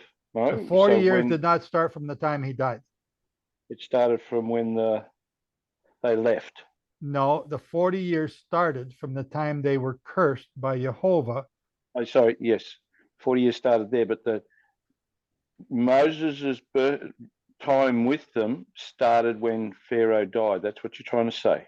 No, Moses' time with him started when he first met Pharaoh. When he first met him. Yeah. So that would have been a couple of years before that, if it's 38 correct. years old. Yeah. So that looks about 2 years of punishment in Egypt. But if the question there is 3.5 years too much or 2 years not enough? It's a question just bringing up that little gap that may have come in there. If it starts when Pharaoh died at Passover, at the end of the unleavened bread, then 38 years, and then the 40 years, or 40 years from that date, would give you 2 years before they go into the land. No, it didn't start when Pharaoh died. The 40 years wandering in the wilderness started at the Aviv, the 5 months or 6 months after they were cursed, on the ninth day of the 5th month in the second year. That's correct. I understand that. But you're saying that Moses' last 40 years started when Pharaoh died. No, they started when they met Pharaoh. So when he met him, you're saying it's 38 years. So that could be even 6 years, up to 5.5 years before they go into Egypt when Moses died. Goes into Israel. The children of Israel go into the promised land could be about 5.5 years before, because if it's 3.5 years when he met Pharaoh, as he asked Pharaoh to let the children go, 3.5 Yes. years. Yes. So you're looking at 3.5 years plus the 2 years of being at Mount Sinai is 5.5 years. So it could have been up to 5.5 years before the children of Israel went into the land. Yes. But Okay. there's another equation that you got to bring into that. And Okay. that's that Moses was 40 years old when he fled Egypt. He was 40 years old or 80 years old when he was called by Jehovah, and he was 120 when he died. So you have to bring all that in to your equation. So that makes it nearly 8 years before going into the land. No, it'd be about 4 years, maybe 2 years. Hang on, Okay. just think about Now it. you're testing All I me. want you Yeah, to do I'll is think about it. I want you I'll to think about about it. I want you to look at the other scriptures to put them together here, because most people assume Moses died when he was 120, which was the 40th year when they went into the wilderness. And they're just throwing their facts together. They're not looking at the facts. Eric. Yeah. Yeah, I just want to make sure you're not including the 2 years that they were at Mount Sinai as part of the curse, are you? No. Okay, I just want to make sure, because to me, I don't think you can be in a better place than in the presence of Yehovah. Yeah. So they leave Egypt and they arrive at Mount Sinai at Shavuot. Right. They're at Shavuot. I mean, they're at Mount Sinai from Shavuot until Passover the next year. Then after Passover, they begin their journey. So that year, they've started the second year, they've started to journey. In the second month, they started their journey. Then in the 5th month of the second year, they received the curse. But the curse is not applied to Israel until the 1st of Aviv the following year. From the 1st of Aviv, you count 40 years, and then they cross the Jordan at Passover time, or before Passover time, 40 years later. And that curse was applied to everyone except for the Levites. Is that correct? That curse was applied to everyone in Israel over the age of 20. Except for the Levites. I got to rethink that one. I'm going to say including the Levites. I don't know why you're accepting them right now, but I feel like I'm being baited. No, it's not a bait. We've talked about this before. I just didn't know if you remembered it. We talked about where he said everyone that was that took the census from 20 years and old, they're the ones that are cursed. The Levites were not. They didn't take a census from 20 years old. They were 1 month old. So he was saying everyone that took a census that was numbered from 20 years and older shall not enter the land. In that decree, the Levites are excluded. Otherwise, when Moses and Aaron were told they couldn't go in the land, what did it matter? They weren't going in already. Yeah, I would argue, because it's you, I would argue that it included the Levites over 20 years old at that time. Then why would Moses and Aaron? Moses kept trying to say, let me go in, let me go in. If he was already not going in, why did God then say you and Moses or you and Aaron are not going to enter into Moses if they're already not entering in? Yeah, well, Caleb and Joshua got to go in.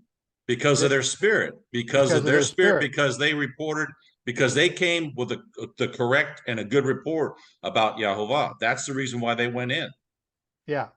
So I think I'm gonna stay with my position that even the Levites over 20 would have been killed during those 40 years.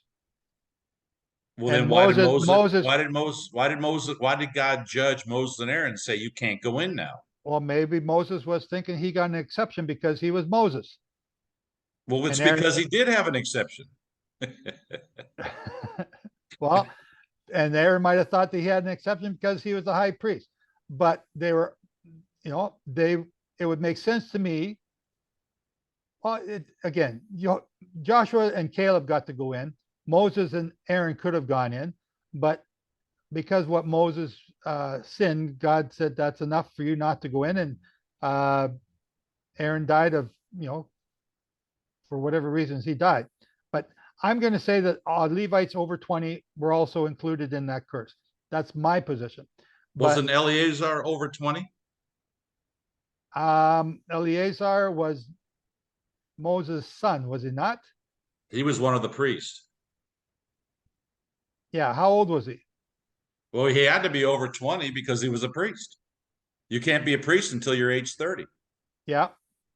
I don't know. He's a priest and went in. I don't know right now, Eric. Okay. I'd have to show me the scriptures to back I it will. up. I'm gonna look them up for you and I'll get back to you. Okay, Sarkis, go ahead.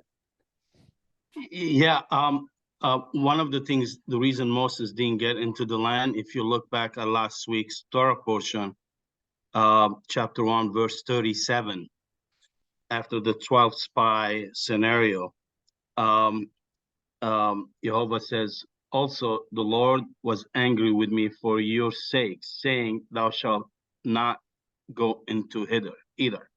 So one of the reasons he did not enter, besides hitting the rock instead of speaking to it, is because of the 12 spies issue. And it goes back, it tells the story from beginning that because he listened to Jethro and he created a structure, it doesn't say specifically about Jethro, but he created a structure that will compete with him, and the people objected. I mean, they proposed that they send one of each tribe as a spy, and Moses took upon himself to make those decisions. And you can see the consequence was he was rejected from entering the land as well. And so we didn't have that discussion last week, but it is one of the causes, and therefore he was rejected from entering the land, on top of disobeying, not speaking to the rock. So that's I was just trying to show that from scripture. Okay. Joseph, can we have a visual on that 38 years? Because there have been so many things coming at me. I don't get it. Sorry. One second. One second. Where am I going? Right here, there.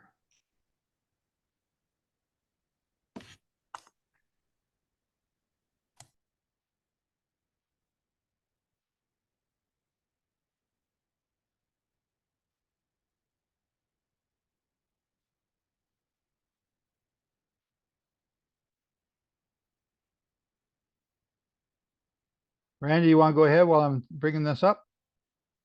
Sure, brother. I was wanting to talk about verse 7. Just the last line of it says, over these 40 years, you have lacked nothing. Can you imagine serving a God that it's a good God? He takes care of you. Say it again. You have lacked nothing. 40 years. How many millions of people he was able to take care of? That's just the kind of God he is. Beautiful God. And then you go to 34, but when it's time and it's over and you're not obeying him, this is that two-edged sword where even the women, the children are destroyed. So we don't get our act together and obey this so loving God that has no problem taking care of anybody who wants to obey him before it's too late. So that's it, brother. Yeah, and that's what we're dealing with right now. You know, all these curses are happening now if we don't obey them. Okay, Susan. So Randy just read your verse. It was these 40 years, right? So when is that verse being read? And then he reads this verse, the 38th year, here in verse 14. These are the two different verses that I'm talking about. And so right here, 1379. Susan, do you see this? I do. Okay. I'll just follow you. I will. If I disagree, I'll say something. No, I just want to make sure that you're hearing what I'm saying. Yes, I do. So that's the year of the Exodus at the month of Aviv. Moses was doing the curses, this is my own theory. You don't have to agree with it. At least 2 years, possibly 3 before the Exodus. So that puts it back here at 1382 BC. Okay. That's when he goes the first time to meet Pharaoh. Now, some people say it all happened in the year before, 1380. Okay, we don't know. We're not told. So I'm speculating. 1379 is the Exodus. 2 years in the second month of the second year in 1377, they go and start to head north. Then they get the curse in the 5th month. No.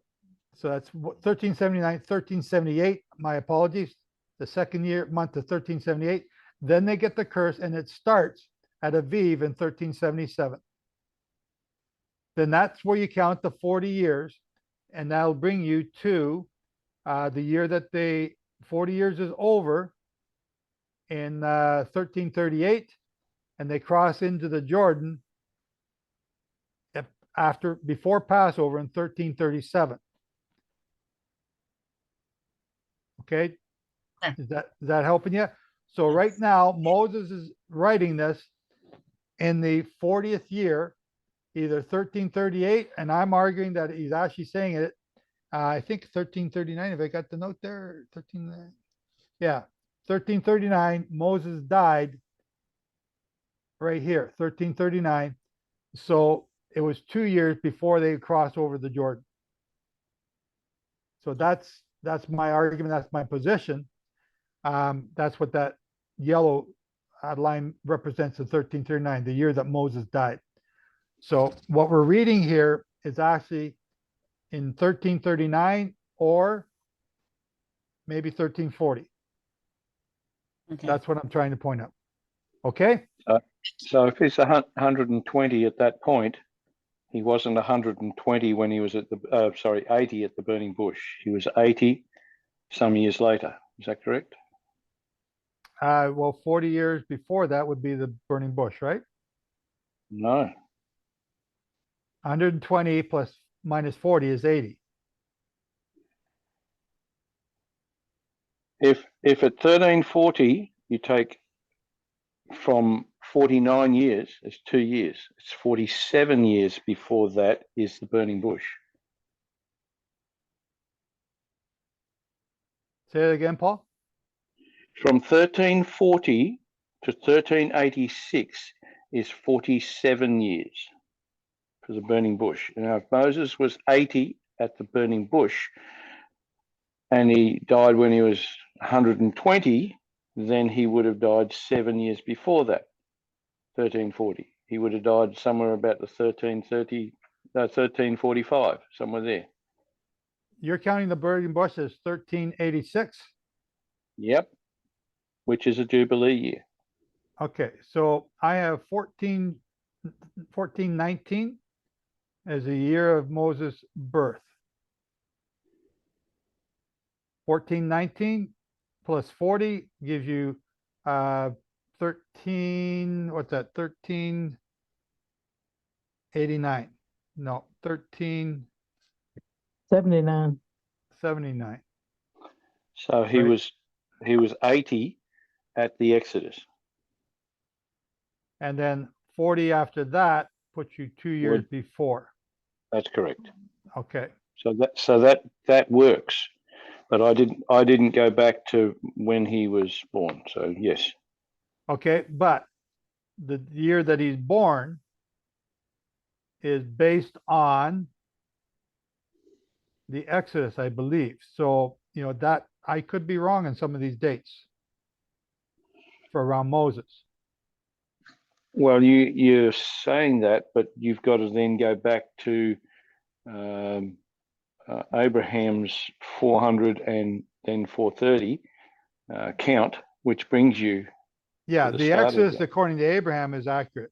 What year Moses was born is based on, because Moses' chronology before that is not given. Yeah. Okay. So like Moses' parents, we don't know. right? So we're speculating. Now, you're saying that at 38 years in the wilderness, which is the 2 years before, would be 2 years before, not 4 years before. Is that correct? Or is it counting from his in this chart is 2 years before. Okay. Okay. Radio. No worries. Again, Cool. so we're going to get people confused here, but that's okay. Yeah. It's something to Well, study, something to look at. Let's move on here. Let's go. I want to show you one more thing. Kurt, if you're there, I want you to look up the word. So in verse 23, it says the Avim who dwelt in the villages as far as Gaza, the Kaphtorim who came from Kaphtor, destroyed them and dwelt in their place. Now, can you look up the word Kaphtorim? I can. I just got to find it. What's the address? Deuteronomy 2:23. 2:23. Okay, Kaphtorim. Okay, I'll get on it. Give me a minute. Just give me a minute. So the Kaphtorim, they come from Kaphtor. The Kaphtorim today are called the Philistines. And the Philistines, well, actually, the Philistines today are called the Palestinians. And the Kaphtorim, Kurt, have you got it? I'm working on it. Kaf Pei Tav Resh is what we're dealing with. Kaf Lamed. Kaf Pei. Give me a second. So Kaphtor, so Randy's got it there in the side. Apparently the same as H3730 Kaphtor. That is a wreath-shaped island. The original seat of the Philistines is Kaphtor. So what is that island? Where are the Philistines originally from? What does this Philistine mean? What have you got, Kurt? Kaf Pei Tav Resh. To button, as in button up. He buttoned himself up. That's what it means, is to button up. It's got to be more to it than that. Okay, so Tav is to bind, tie, bound, tied together. What I expected, or what I thought you were going to tell me, was that they are the invaders. They are the invaders.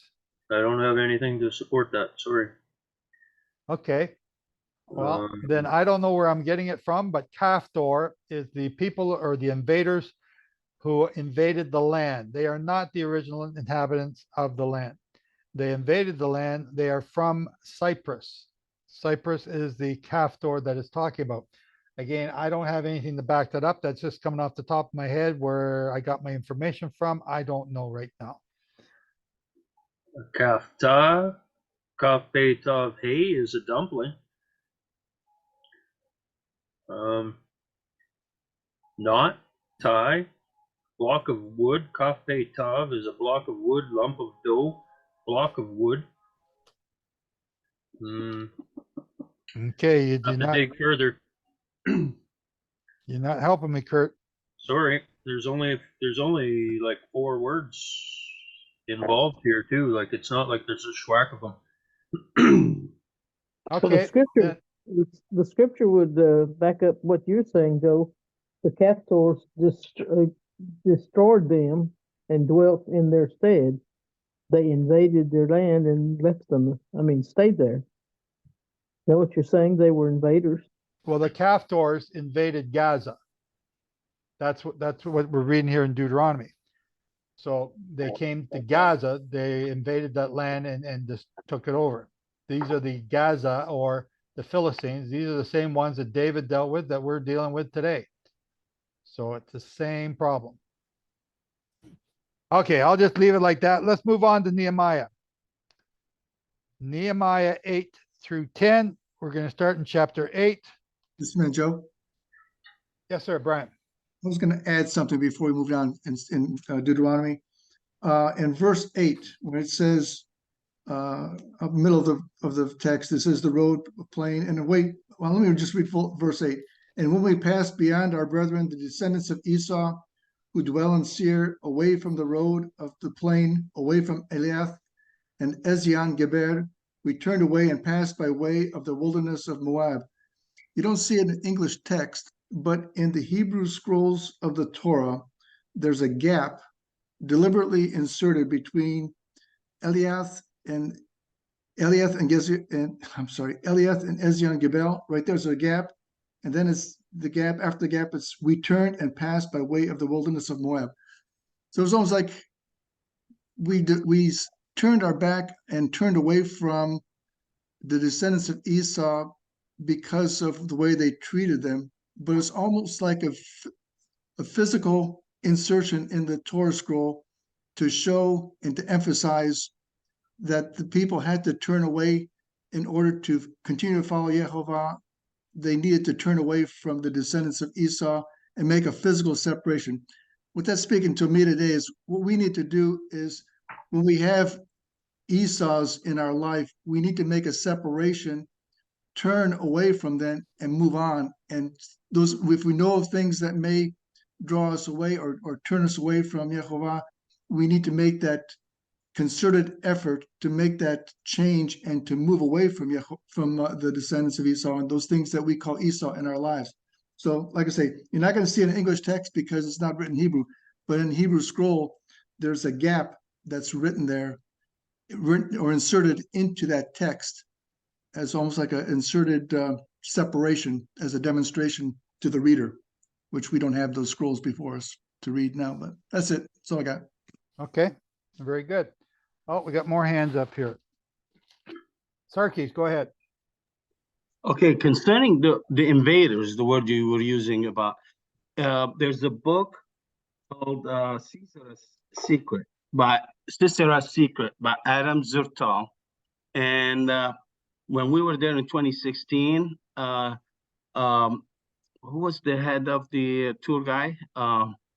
Lipkin, is it? Tours? Aaron Lipkin?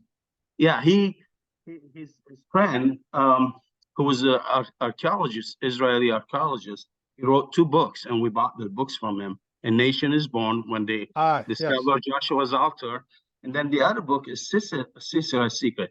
And he shows through the book, through archaeology, that many of the nations who were in Canaan, and not all of them, but some of them, like the Philistines and Sisera, were invaders from Mediterranean nations, like the islands. And so he brings that up, which many people did not recognize it, but he did, and showed that many of the Philistines were invaders from other nations, specifically from the islands of Mediterranean. Maybe that's where I got it from. I don't remember, but I do remember reading No, the books. Yep. Well, I just wanted to second it. Thank you. Eric, go ahead. Yeah, I found what I was looking for. Numbers 1:1. It says, now the Lord spoke to Moses in the wilderness of Sinai in the tabernacle meeting on the first day of the 2nd month in the 2nd year, after they'd come out of the land of Egypt, saying, take a census of all the congregation of the children of Israel, by their families, by their fathers' houses, according to the numbers of the names, every male individually from 20 years old and above, all who are able to go to war in Israel. You and Aaron shall take the number them by their armies, and with you there shall be a man from every tribe, each one the head of the father's house. So if you go from there, you go down to each one of these, goes all the way down. It starts in 17, and it talks about each one of the tribes, and it basically says, okay, this is how many in this one, this one, this one. But then at the very end, if you go all the way down to Numbers 1, verse 47, it says, but the Levites were not numbered among them by the father's tribe, for the Lord had spoken to Moses, saying, Only the tribe of Levi you shall not number, nor take a census of them among the children of Israel. But you shall appoint the Levites over the tabernacle of testimony, over the furnishings, and over all things that belong to it. So all those people were numbered except for the Levites. And in the curse is Numbers 14:29. It says, the carcasses of you who had complained against me shall fall in this wilderness, all you who were numbered according to your entire number from 20 years old and above, except for Caleb, the son of Jephunneh, and Joshua, the son of Nun. You shall by no means enter the land which I swore I would make you dwell in. So in other words, they weren't numbered for 20 years old and above. Yeah, but he makes the exception for Caleb and Joshua, but Right. he doesn't make the exception for the Levites. He doesn't Because say, the Levites weren't numbered from 20 years old and above. They weren't numbered at all. That's the point I'm trying to make. They were totally. I'm hearing your point. I'm not sure that I agree with it. I think I need something to show me that, you know, do we have any names of Levites that would have been over that age going into the promised land? Well, the point I try and make to people to try and make the point is up until that point, up until the point that Moses and Aaron were going into the land. When they made the mistake, basically Yahovah says, because you did not believe me, you are not now going into the land, because before they were going in and they knew it.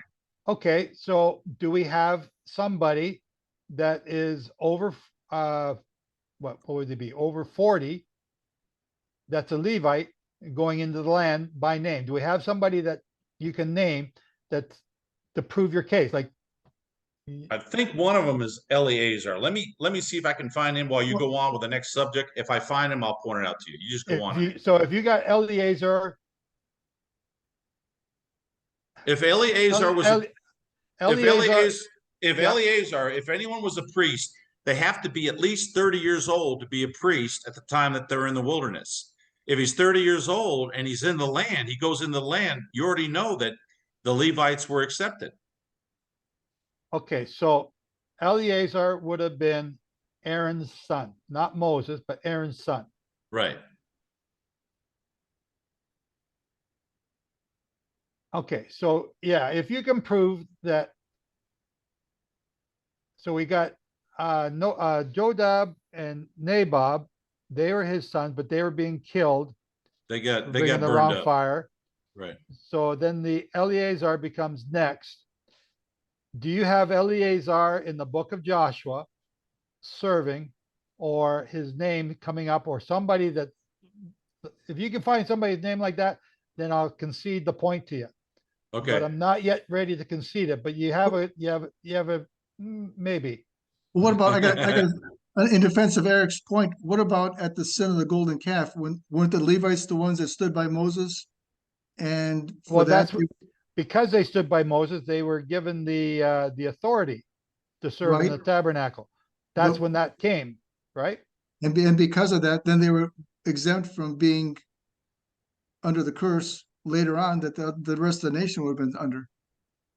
The whole tribe. I don't know that they would be exempt from the curse later on. They were singled out as the ones that were standing by Moses at the golden calf incident. Okay, so you're putting that, adding that tidbit to Eric's information. Yeah. You maybe you got a case, but you give me some proof after in the book of Joshua. Okay, book of Joshua. Book of Joshua, I got it. Joshua 14:1. These are the areas which the children of Israel inherited in the land of Canaan, which Eleazar the priest, Joshua the son of Nun, and the heads of the father of the tribes of children of Israel distributed as an inheritance to them. So Eleazar is in the land. Okay, maybe you got a point. And that's the point. The whole point of this whole conversation is I wanted to just to show to people and make the point that the way that God treats the general population of the world as compared to his people are different, but even more specific, the way that he treats the priest as compared to all the children of Israel is different. There is a higher expectation from them. There is a closeness. there's an intimacy in the priest that even the children of Israel don't have. With Yeshua, there was Peter, James, and John. There was the general disciples. There were the three, and there was the one, John. So you see different intimacy. You see different closeness with Yahovah. And I think it really depends on how close do we want to be? How close do we want to come to the Lord? In other words, I believe that if you'll notice it in the book of Deuteronomy, Moses recaps what Yahovah did. But one of the things that's interesting is initially when he's arguing with Yahovah, he's saying, I really don't have that intimate tongue. I can't speak it, the language. I'm guessing it was the language intimately. He doesn't know the Hebrew language intimately. In the end, in Deuteronomy, you don't see a whole lot, if you see any, of the Lord told Moses to do this, this, and this. In Deuteronomy, the Lord is not outside of Moses telling him what to do. The Lord is inside of Moses, and he's speaking with the authority of Yahovah. He's recapping what the people did. In other words, Moses knows the ways of God. The Israelites knew the acts of God. And it's a huge difference in their intimacy that they had, because Moses spent so much time with Yahovah, his skin was glowing. Yeah. And the Israelites didn't like that. Well, all of them could have had their skin glowing if they would have wanted to draw close to Yahovah. And so I think it's beholden where the Lord calls us, but few choose to come close, because when we draw close to a holy God, us being unholy, it makes us uncomfortable. Yeah. Eric, what verse did you start off there in Deuteronomy 1? I started off in let me see here. I started off in Numbers 1 is where I started. No, you started off your argument today in Deuteronomy 1. Oh, yeah, yeah. It did not include the Levites. I want to make a note in my Bible. That's all. I'm looking for the verse. Okay, hold on a second. Let me look that up. It's where he ends up. And the whole point I'm trying to make about that is, if we would have just trusted in the words of Yahovah, if we just would have trusted in him, okay, I got to find that one back in Deuteronomy. If we just would have trusted him where God says, I'm going to give you the good land. You know, if we would have gone into the land and there had been a 200 million army, does that really matter? Does it matter how big they are? In my mind, we don't need to confirm what God is already telling us. We just need to trust. Let's see. I got it. Deuteronomy 1:35 and Joshua. Okay. I'm looking for Joshua. What'd you say? Joshua 14:1. 14:1. Right. That's Eli still alive. Eleazar still alive. Right. So my point I'm trying to make is, and I'm not saying that I would have done anything different. So I'm not trying to take a self-righteous position here. I'm just trying to learn from the mistakes that great men like Moses have made in the past. And I'm not saying he made a mistake. I'm just saying I don't know that and from my point of view, when the children of Israel, the leaders of the tribes came to Moses and said, hey, don't you think it'd be a good idea to spy out the land? I don't know if I would have made the same mistake that Moses made. But to me, if God says the land is good and I'm going to give it to you, it doesn't matter if they have the entire army of the world in the land. We're going to get that land. It doesn't matter how big they are. And one of the things that he quoted them as saying is, and this is something that you got to be careful of. It says, I have to go back and double check it, but I'm pretty sure Jehovah told Moses to send spies into the land.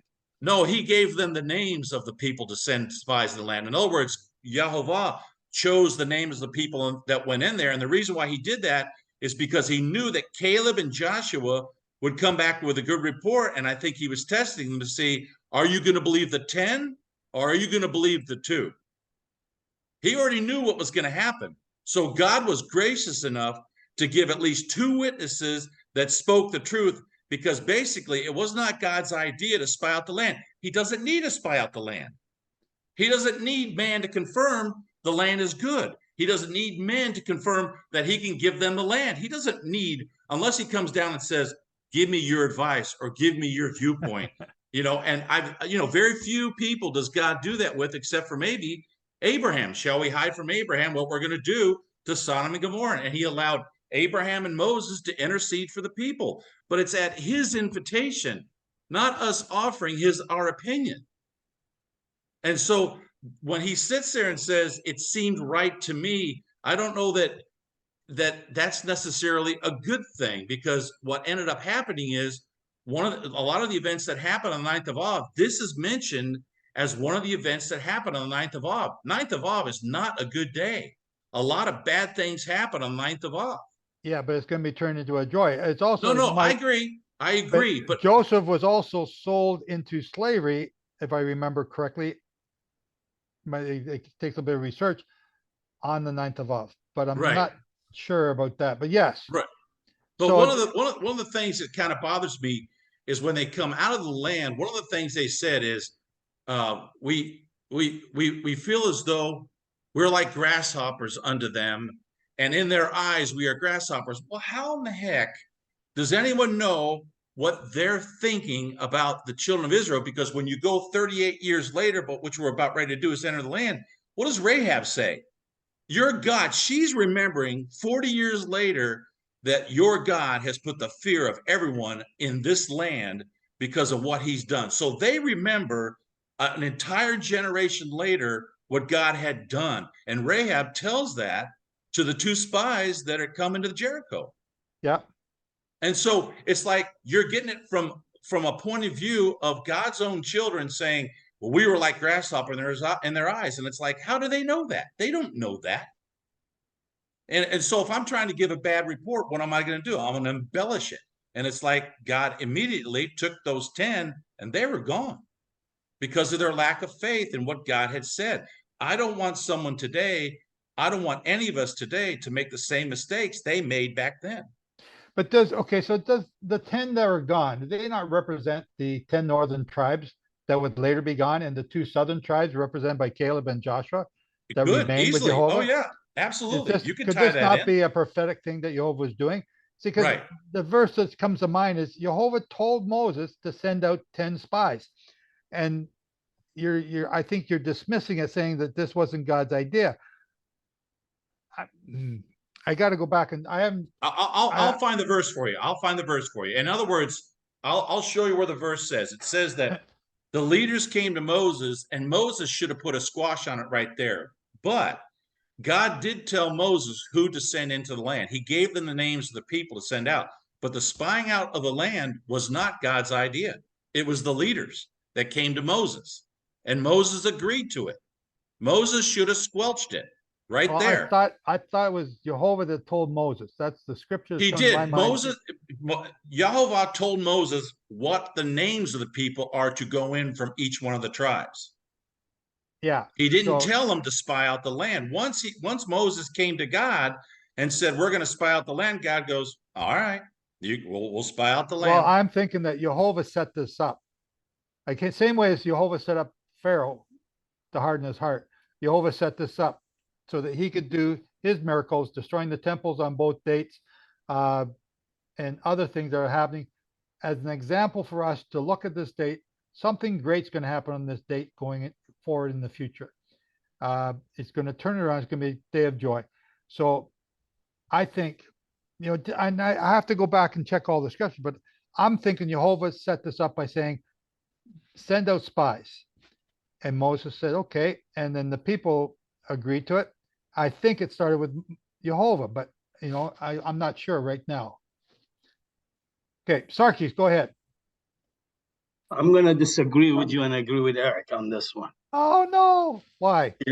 Because Jehovah did not suggest to send the 12 spies. If we could go back and look at the Torah portions, we'll see that the people came to Moses. And the structure that Moses created because of Jethro, it caused that. And so that I don't want to go beyond, rabbit trail here. But the point here is that what Eric said is that he didn't need spies. Just like he didn't, when he sent Moses and Aaron to Egypt to bring the people out, he didn't need to find out how we're going to go out, where we're going to go, when we exit the land, which way we're going to go. He did not need that. He had the cloud by day and a pillar of fire by night to lead the people. Okay, But- so Randy's got Numbers 13:1, and Jehovah spoke to Moses, saying, send men so that they may search the land of Canaan, which I give to the sons of Israel. You shall send a man from every tribe of their fathers.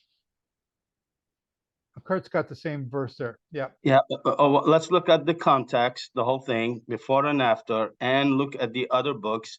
And if you look at Deuteronomy here, it gives you, it says, Deuteronomy 132. Yet for all that you did not believe the Lord your God. No, hang on. The wilderness.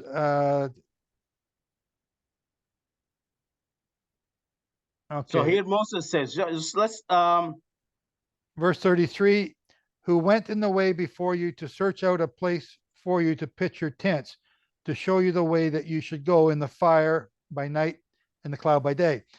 And the Lord heard the sound of your words and was angry and took an oath, saying, surely not one of these men shall. No, so that's sort of over speaking that. Deuteronomy 122.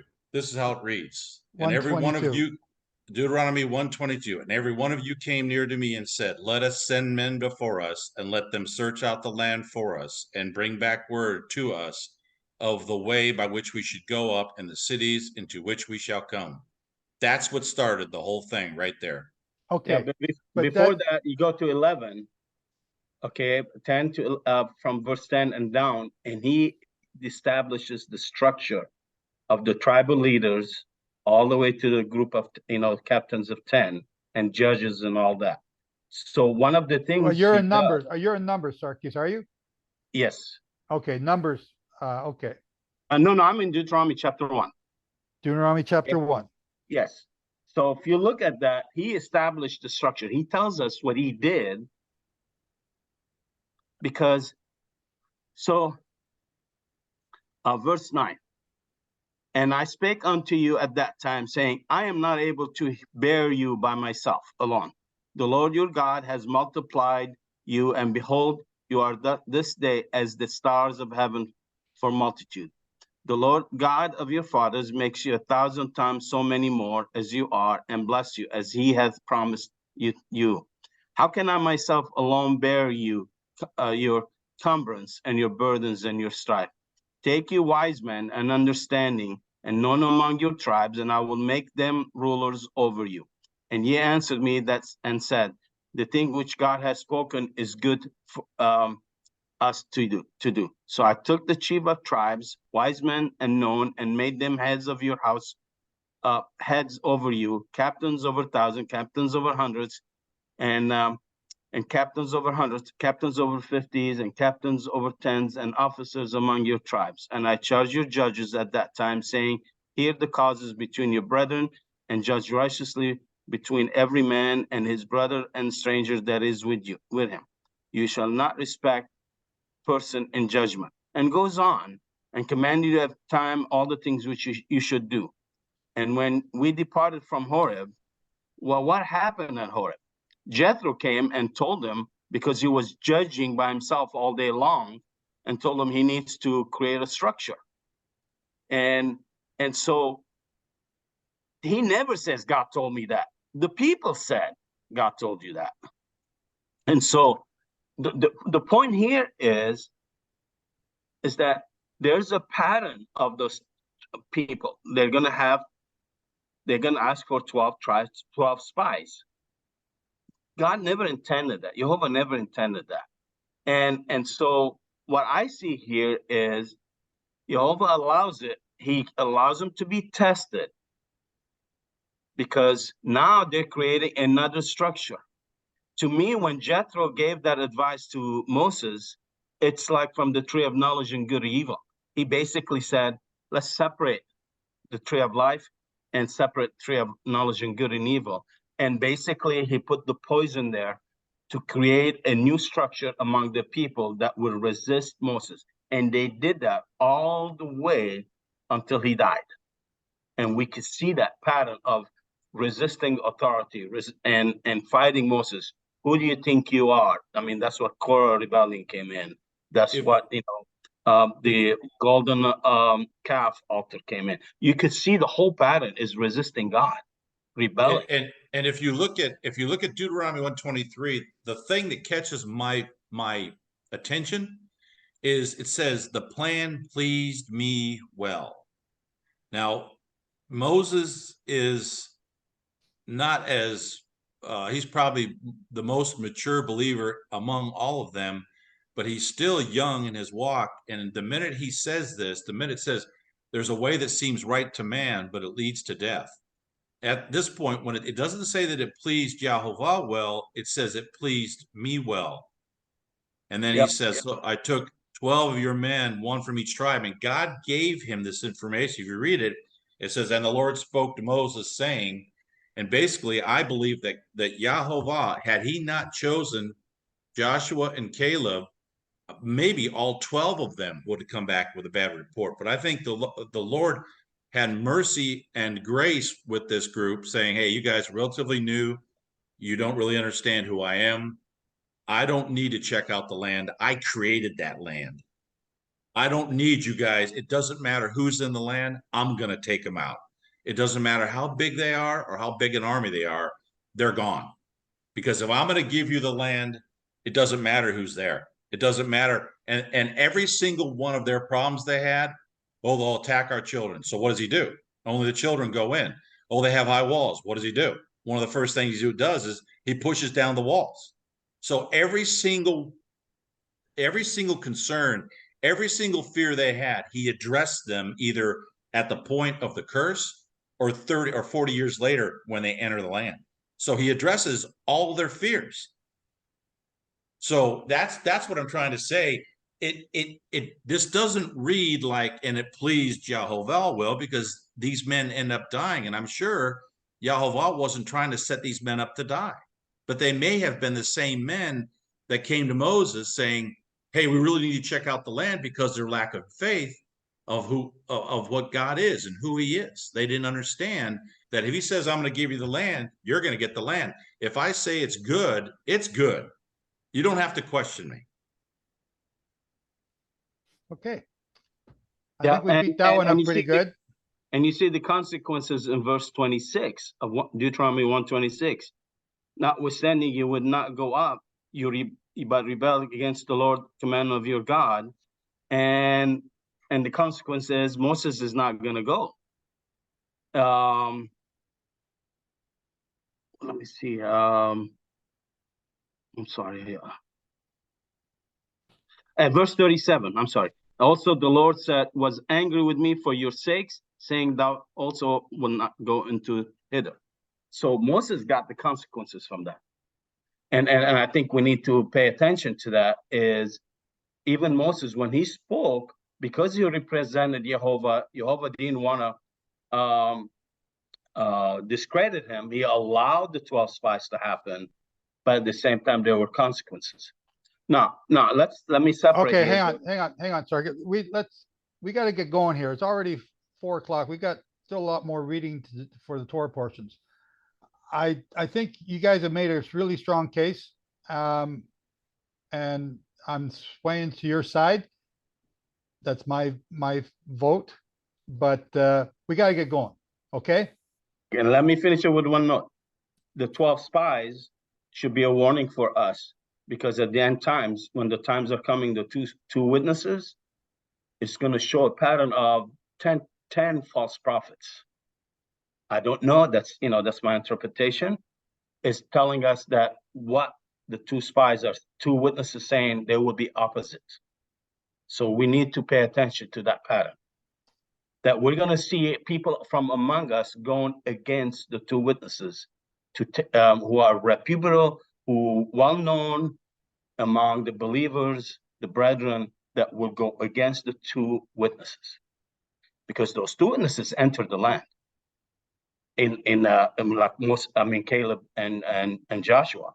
But the point here is, from among us, false prophets and false teachers will go against those two witnesses. That's my take. Very good take. I like your conclusions, and that's from looking at patterns. Very good. Yes. Thank you. Thank you. Okay, let's get on to Nehemiah 8. Who's up for this? I forgot who's reading next. Kurt.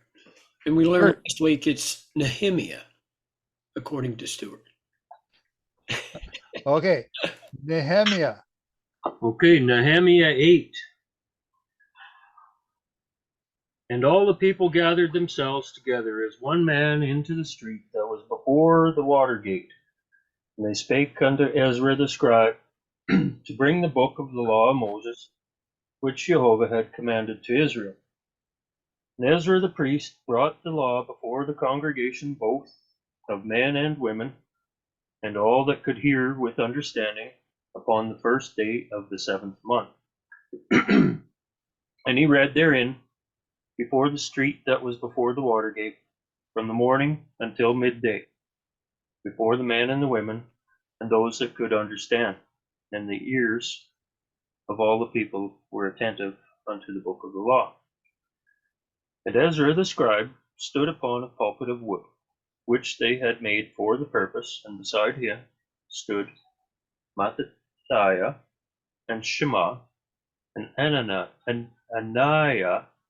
and Uriah, and Hilkiah, and Maaseiah, upon his right hand, and upon his left hand Pedaiah, and Mishael, and Malchiah, and Hasum, and Hashbadana, Zechariah, and Meshulam. And Ezra opened the book in the sight of all the people, for he was above all the people. And when he opened it, all the people stood up. And Ezra blessed Jehovah, the great God. And all the people answered, Amen, Amen, with lifting up their hands, and they bowed with their heads, and worshipped Jehovah with their faces to the ground. And Jeshua, and Bani, and Sherebiah, Jamim, Akub, Shabbatai, Hodiah, Messiah, Kalita, Azariah, Jozabad, Hanan, Pelaiah, and the Levites caused the people to understand the law, and the people stood in their place. So they read the book of the law of God distinctly, and gave the sense, and caused them to understand the reading. And Nehemiah, which is the And Nehemiah, which is the Tershatha, and Ezra, the priest, the scribe, and the Levites that taught the people, said unto all the people, This day is holy unto Jehovah your God. Mourn not, nor weep, for all the people wept when they heard the words of the law. Then he said unto them, Go your way, eat the fat, and drink the sweet, and send portions unto them for whom nothing is prepared, for this day is holy unto our Lord. Neither be ye sorry, for the joy of Jehovah is your strength. So the Levites stilled all the people, saying, Hold your peace, for the day is holy, neither be ye grieved. And all the people went their way to eat, to drink, and to send portions, and to make great mirth, because they had understood the words that were declared unto them. And on the second day they were gathered together, the chief of the fathers of all the people, the priests and the Levites, unto Ezra the scribe, even to understand the words of the law. And they found written in the law, which Jehovah had commanded by Moses, that the children of Israel should dwell in booths in the feast of the 7th month, that they should publish and proclaim in all their cities and in Jerusalem, saying, Go forth unto the mount, and fetch olive branches, and pine branches, and myrtle branches, and palm branches, and branches of thick trees, to make booths, as it is written, So the people went forth and brought them and made themselves booths, every one upon the roof of his house, and in their courts, and in the courts of the house of God, and in the street of the water gate, and in the street of the gate of Ephraim. And all the congregation of them that were come again out of the captivity made booths, and sat under the booths. For since the days of Joshua the son of Nun, unto that day had not the children of Israel done so. And there was very great gladness. Also day by day, from the first day unto the last day, he read in the book of the law, and they kept the feast 7 days. And on the 8th day was a solemn assembly, according unto the manner. Thank you, Kurt. Awesome. This is an awesome chapter. Wow, like just to be reading this now. Does everyone know what this book just told you? Like, go get some sticks and build a sukkah. No, I knew you were going to go there. Stop. Don't go there yet. Go to the first part. What's the first part? First day of the 7th month. To read the book of the law. When are they doing that? At trumpets. Yom Teruah.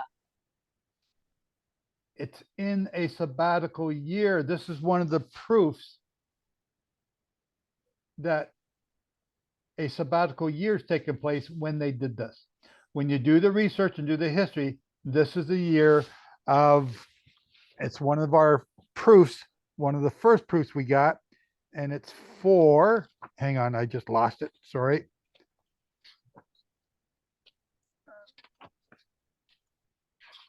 This 23, 24. It's 456. This is the year 456 when Joshua and Ezra are reading the law in front of the people. And this is such a wow moment. They're doing exactly what I'm telling you all to do this Feast of Trumpets, or not the Feast of Trumpets, Feast of Sukkot, in reading the law, reading the entire law so that everybody can hear it and know what the commandments say. So this is an awesome thing. What Shane got here, Deuteronomy 31:10. And Moses commanded them, saying, at the end of 7 years, at the set time of the year of release. So Deuteronomy 31:10-11, in the Feast of Tabernacles. When do you meet in the Feast of Tabernacles? On the first day. That's the Moedim. When all Israel has come to appear before Jehovah, your God, in the place which he shall choose, you shall read this law before all of Israel.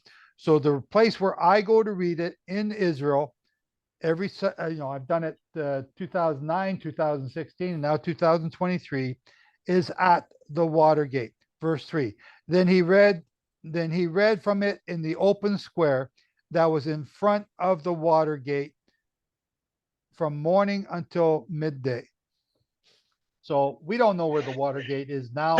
So the place where we're reading it from is right beside the Gihon Spring. And that's what we're doing. We're doing this exact command at this time. Chris, go ahead. Well, there was a discussion shortly about should we read this law in the first day of Sukkot. And what I read in verse 18 is that he reads in the book of the law day by day. So I think the law should be reading all over the 7 days. Okay, so that's Nehemiah 8, verse 18. They had just discovered the law. They hadn't read it since Joshua's time, but we've got the verse here. So if you're going to say that, what do you do with the verse Deuteronomy 31:10-11, which is telling you to read the law? No, I'm not discussing that you should not read the law. Only you don't have to read it in the first day of Sukkot. You can, I know, that's what I'm saying. Now read Deuteronomy 31:10-11. Deuteronomy. It's in the chat if you want. In the chat. Well, let me see. Deuteronomy. And Moses commanded them, saying, at the end of 7 years, at the set time of the year of release in the Feast of Tabernacles, when all Israel has come to appear before Jehovah your God in the place which he shall choose, you shall read this law before all Israel in their hearing. Okay, so the question is, when is the year of release, or that's a sabbatical year? When is that release take place? During the Feast of Tabernacles. Yeah. That's the question. But that lasts 7 days. No, it takes place on when you meet at the holy day. There's only one holy day during the Feast of Tabernacles. Yeah. And that's the first day of the Feast of Tabernacles. Then you have to read all the 5 books. No, you're not reading the 5 books. You're reading, because in those 5 books is history. You're reading the law. So you can read the law in Exodus 19 towards the end until I think 24. Then you can read the law in Deuteronomy, and that would be not all of Deuteronomy. It's a part where the law is being read, I believe, and I got to go back and look. I want to say 28, but it might be 26. There's a couple sections in Numbers. There's all of Leviticus 1 to the end. There's some sections in Numbers that you could pull out. Again, I'd have to go and search for them. But you're not reading all 5 books. Okay, I understand. But what Nehemiah is doing is Nehemiah is probably reading all 5 books over the course of the Feast of Sukkot, because they hadn't done that in like forever.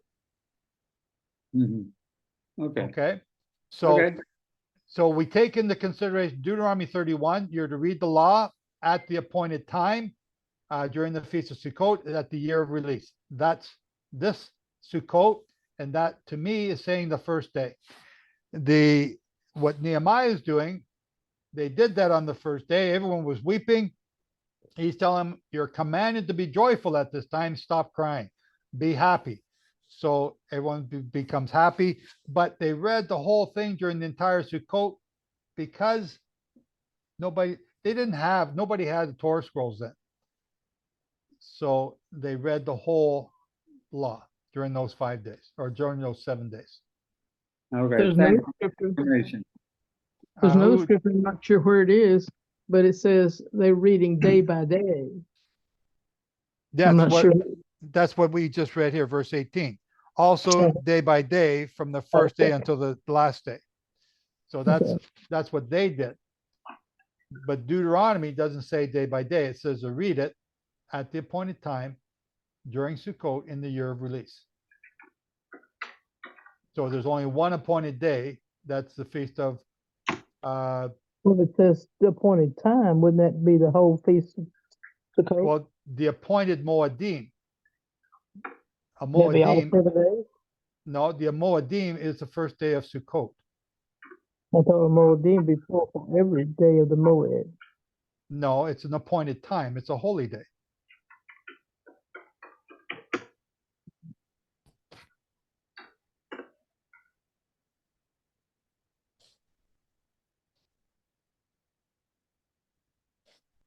Now, you want to read the Torah every day during the Feast of Sukkot?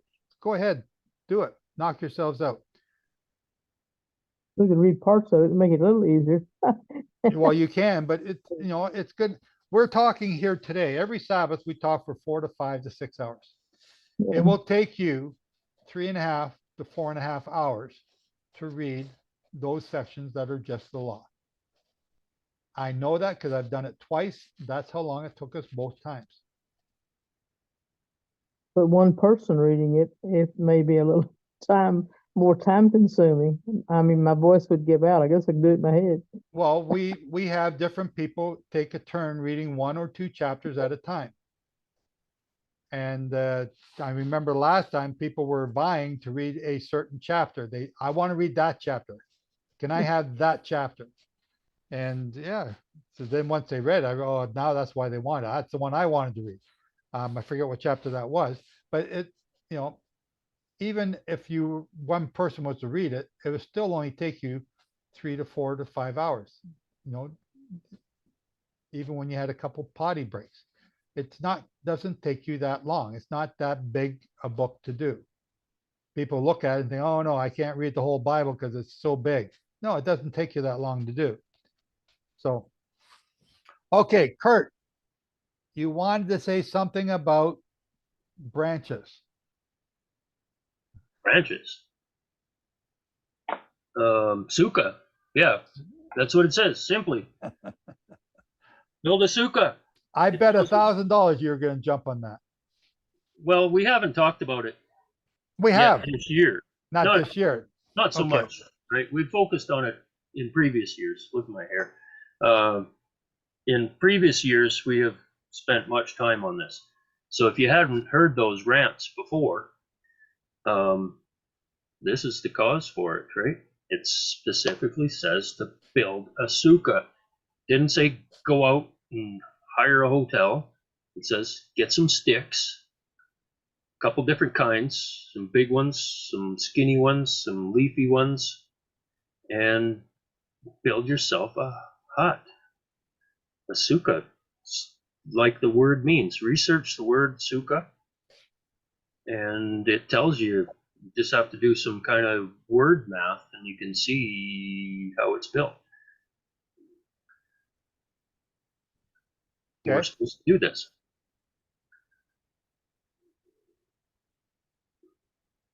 How far do you want me to go down this? I just go ahead, explain it. What's the word sukkah? How does that? You want to explain that word?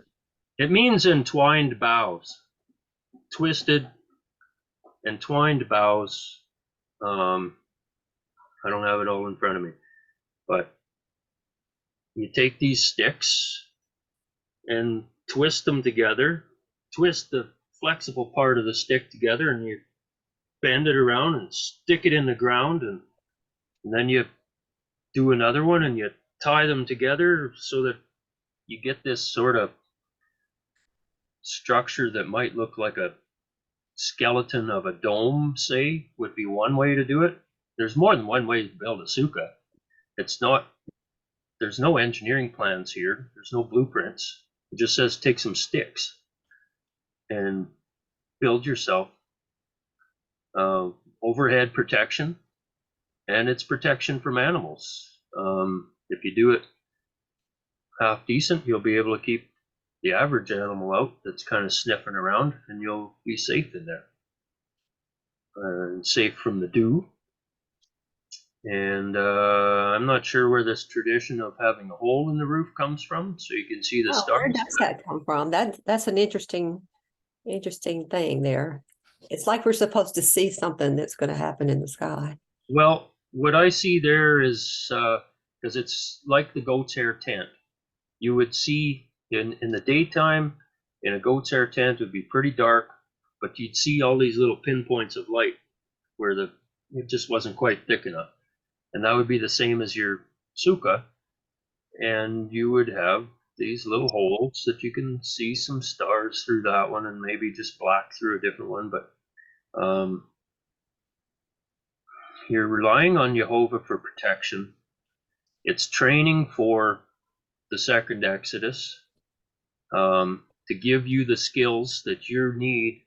If you do this year after year, if we had done it instead of going to hotels and going to Mexico and going off to Italy and staying off in some hotel somewhere, fancy meals provided, if you stayed in a sukkah that you built every year, you would have no problem whatsoever walking away from this world when it comes time, because you will have the skills. You'll have done it. You'll have it in your head, because that's probably all you're going to have for when we walk out. And you'll be able to, okay, it's nighttime, I'm going to stop. Or maybe you'll travel at night and hide in the daytime. I don't know. But you'll be able to build yourself a sukkah every night. It's not meant, that's the temporary part, is because you're traveling. It's not meant to be long term. But if you're going to stick around for a week or even a couple of days, you just start improving your sukkah but then there's the pillar of fire starts moving, and Okay, time to go. Abandon sukkah. Build another one where you get to the next time. Kim, were you going to say something? No, I was just commenting on the holes in the roof. I think that's pretty cool. Yeah, I believe, I don't know where I get it from, whether it's a tradition or not, but I thought you're supposed to be able to look up and see the sky. That's the Yes. whole purpose or somewhere. And I don't know where I got that I from. haven't found support for that, but I'm not against it. I just haven't found support for it. Okay. Paul, go ahead.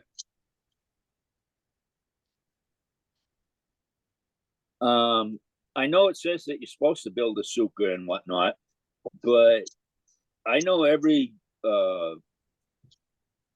Sukkot that I've done, you know, if you've got a roof that you can see through, you're going to get drowned, because every Sukkot that I've observed, it's rained 2, sometimes 3 or 4 days out of the 7.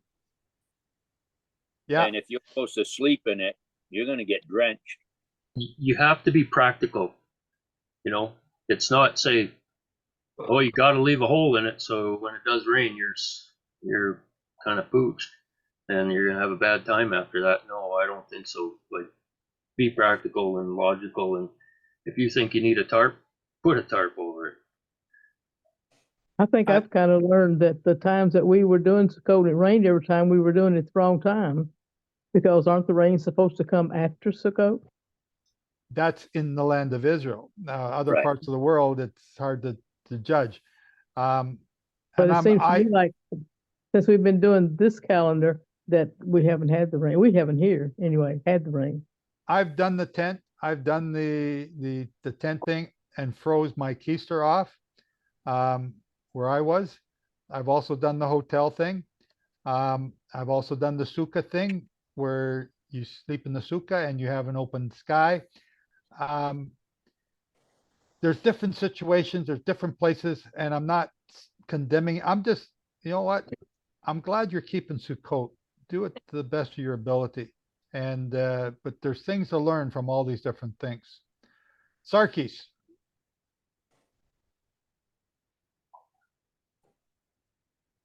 Sarkis, you there? I'm here. Yep. So one of the things I've been looking at Sukkah, why do we do it, is this is personal myself, and it's about reminding, you know, in Exodus, Jehovah reminds the people that the reason you build Sukkah is to remind them that, to remind me and everybody else, that Israel, when they left Egypt, even when they were in the wilderness, what happened? He took care of them. He led them by the pillar of fire at night and the pillar of cloud daytime. And it's a reminder of who he is. And not only that, remind us of Jehovah, the creator of Genesis. And to bring me back into reality that I don't live aimless or without purpose in life, but I have a mission, and that I belong to a king who expects me to keep an eye on him and follow his instructions. And that's a challenge for me, because I can't live up to that standard, but I try the best I can. And the point for me is to get back up with the people, because when I'm at home and I'm isolated from my brethren, like-minded people, and who are seeking the same path, which is very narrow, and people always point finger at us where they're following the wide road, and so this is the time where to recharge, to be strengthened, to be reconnect to reality that Jehovah is in charge, and that he's teaching us to keep an eye on him and reconnect. That's what I thought. It's, for me, it's reminder each year that our dwellings are temporary. We become we become attached to our homes and all the luxuries that we got in our homes, but they're temporary. And we've just seen a whole bunch of homes get wiped out in Maui. They're temporary. Where's your main target? Kim, go ahead. This question is about the feast itself. There's a lot in there about sacrifices and offerings. Are we supposed to do any part of that during the feast? Hosea 14:2. The bullocks of our lips, our praise and offerings are from our lips. Jehovah gave us sacrifices because of the golden calf. Before that, he didn't call for us to do them. So we don't have a temple now, so we can't do them. Once we have a temple, we will be doing them again. And that King David will be making those sacrifices. That Ezekiel 45 tells us that. So right now, praise Jehovah. Keep his holy days. Be joyful. Be happy. Share his message. Study his word. But you don't have to be making sacrifices. We're not told to do that. We do not have a Levitical priesthood that's qualified to do that right now. So I would say no, you're not to do that. You. Okay, go ahead. And Kay, after Kay, we're going to start in chapter 9. Well, I just wanted to tell everybody that may not have built a sukkah before that even an old lady can build a sukkah. And I have a design if anybody wanted to ask me. It's very inexpensive. But my husband and I have been keeping Sukkot for over a decade. And but the very first year, when I brought it up to him, he thought that was the most ridiculous thing he had ever heard of and wanted no part of it.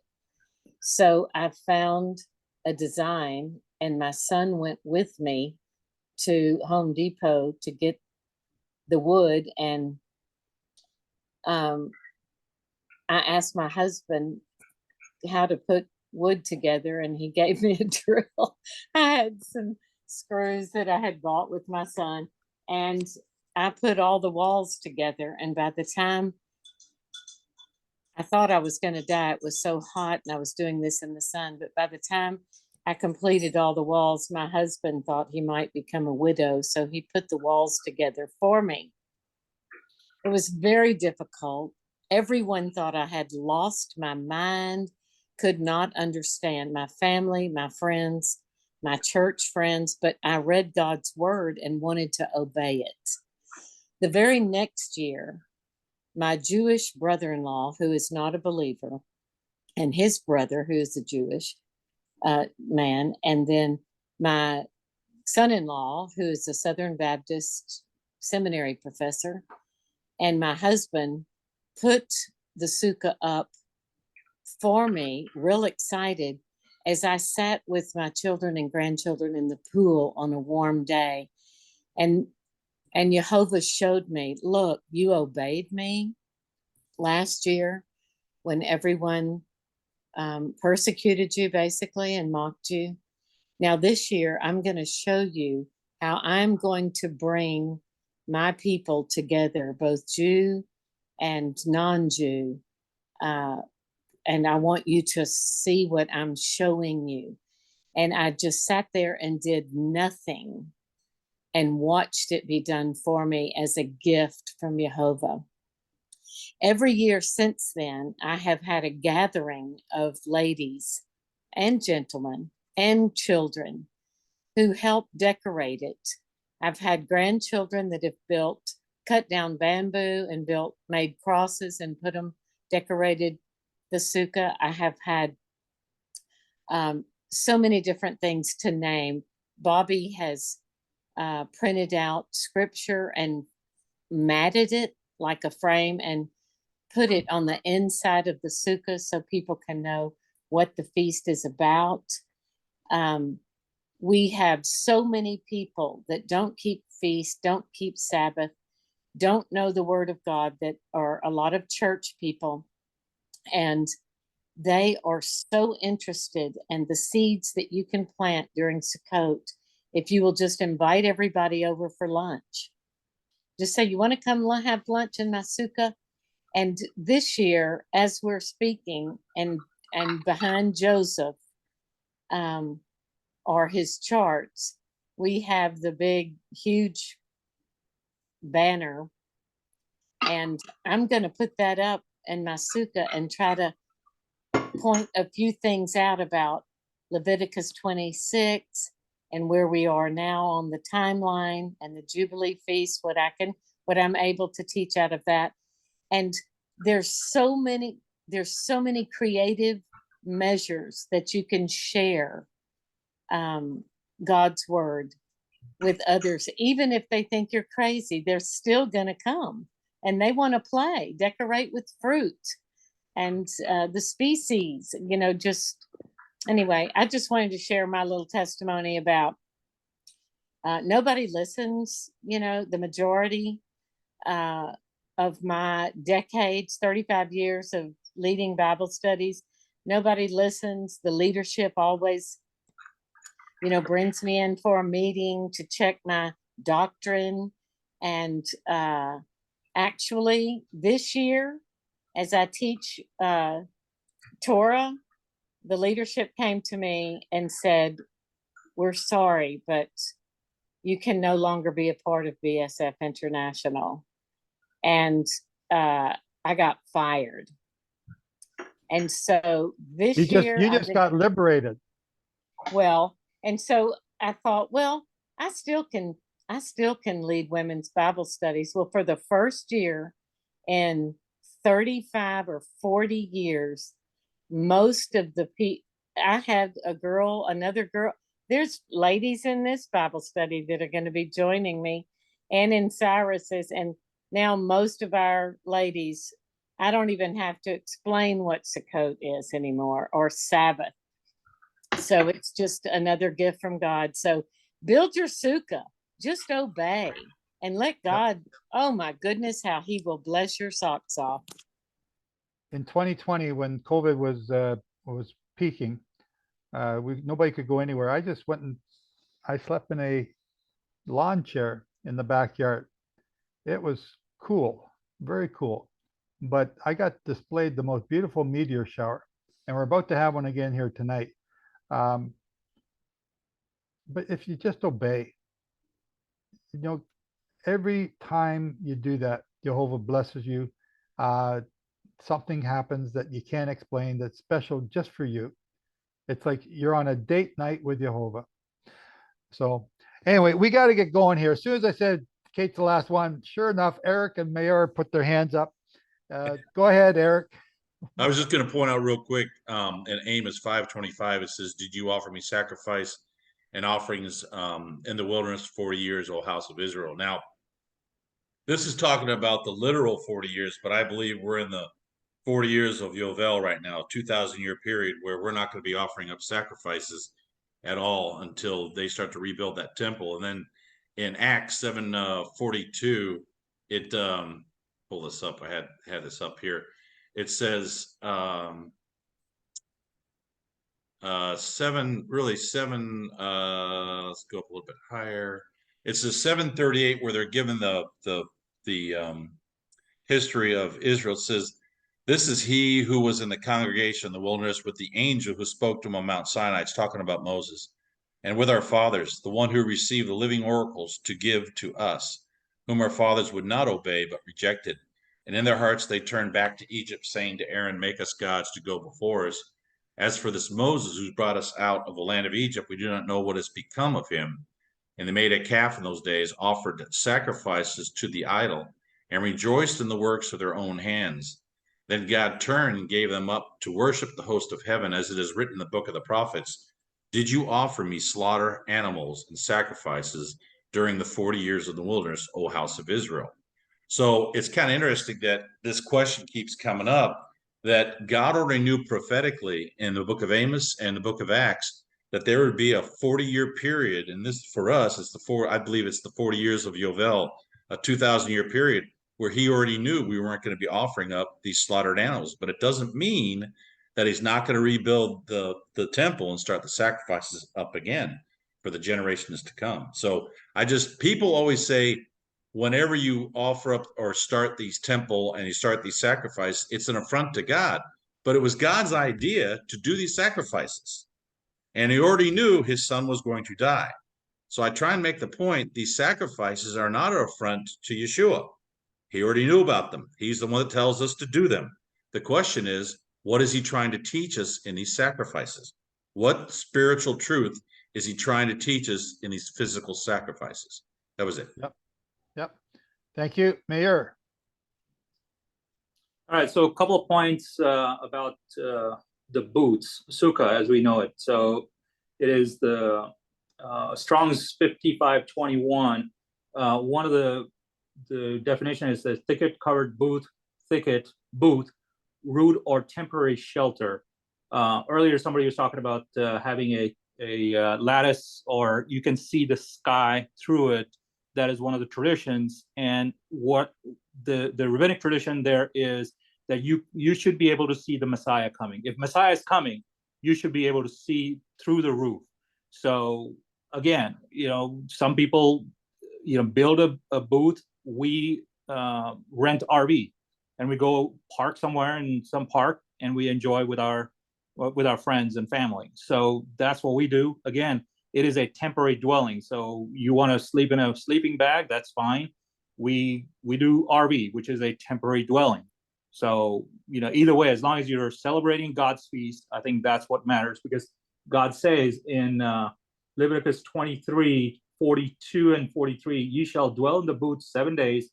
All that are Israelite born shall dwell in the booths, that your generations may know that I made the children of Israel to dwell in booths when I brought them out of land of Egypt. I am the Lord your God. So it's a reminder for everyone as to how faithful God was in all those years in providing each and everything for children of Israel, and he'll do the same thing for us. Thank you. Yeah, no, thank you. Now, just so everyone else knows, my position, I'm just thrilled. It's a similar position to God, Jesus, Yahweh, Jehovah. I'm thrilled that you're keeping Sukkot. I'm thrilled that you know his name. I'm thrilled that you're even talking about the Bible. Go and do Sukkot. Go and do it. There's a lot of people that aren't going to do it. There's a lot of people, that are only keeping 1 day or part of it. I'm thrilled that you're going to do it. Do it. Do it with your whole heart. Do not be concerned. I didn't get that branch right, or I put up a tent, or I'm in my apartment because I can't go nowhere. Stop it. Keep Sukkot. If you have to keep it in your apartment, keep it in your apartment. Keep Sukkot. Praise Jehovah. Worship Jehovah. If you can go and camp someplace, do that. If you can go and be with people, do that. If you can do a tent, great. If you can do a RV, what's a what they call it? Glamour camping. Awesome. Do it. If you're doing a hotel, do it. Do Sukkot. Don't be splitting hairs as to being more righteous because of this, that, or the other thing. Just do it and share it with somebody, and share it, a meal with somebody, and enjoy it. That's the thing. Enjoy it. So, yeah, we can be super zealous sitting here in our armchair talking about it. The thing is, enjoy it. We all got different incomes. We've all got different blessings. Enjoy it. Okay, let's move on to Nehemiah 9. Nehemiah 9. There you go. I was asked a question in the chat, Joe. Is it Exodus 20 that you read, and then Leviticus when it comes to reading the law? Do you have a list, or what is it that you've done in the past? I think did I not post it in the newsletter this week? I thought I posted in the newsletter this week in the introduction. For me, the laws starting at Mount Sinai, Exodus 19, the last part, up until 24, when they all say I do. Then it begins to talk about building of the tabernacle. So I don't read that. All of Leviticus, starting chapter 1 right through to the end. Then when you get to, there might be some sections in Numbers that you can pull out here and there. Again, you got to go look for them. But then Deuteronomy, and I got to review it, but maybe just the last couple chapters. I don't know. But you want to read the parts where God says to keep the law, do this law. Okay, those are the parts you want to read. If you're all by yourself and you're by yourself, go ahead, read all 5 books over all 5-7 days of the Sukkot. Do it. This is the year you read the law. So you're told to read it in the 7th year of release, and you're told to read it at Sukkot. Keep the commandment, do the reading, get the blessing.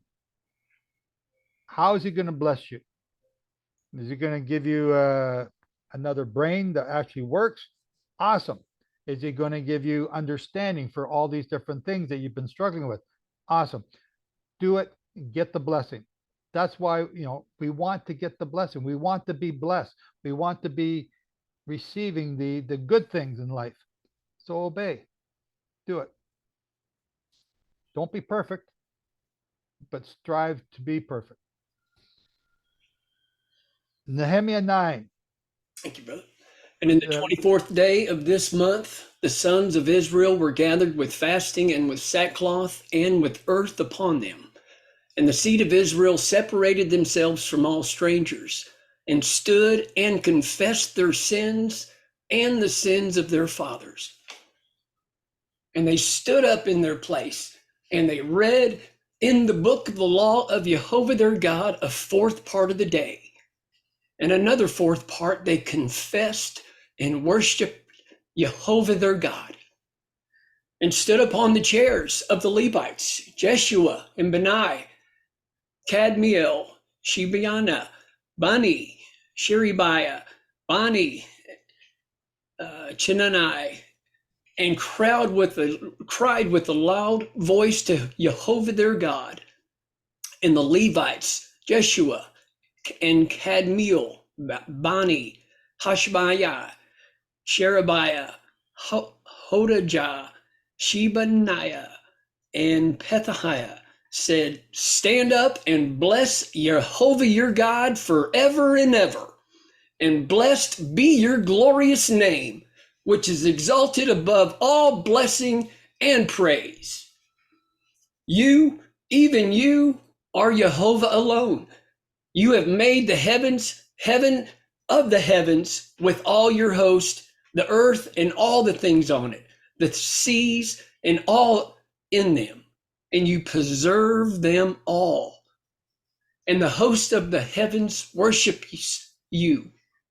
You are Jehovah, the God who chose Abram and brought him out of Ur of the Chaldees and gave him the name of Abraham, and found his heart faithful before you, and made a covenant with him to give the land of the Canaanite, the Hittite, the Amorite, and the Perizzite, and the Jebusite, and the Girgashite, to give it to his seed. And you performed your words, for you are righteous.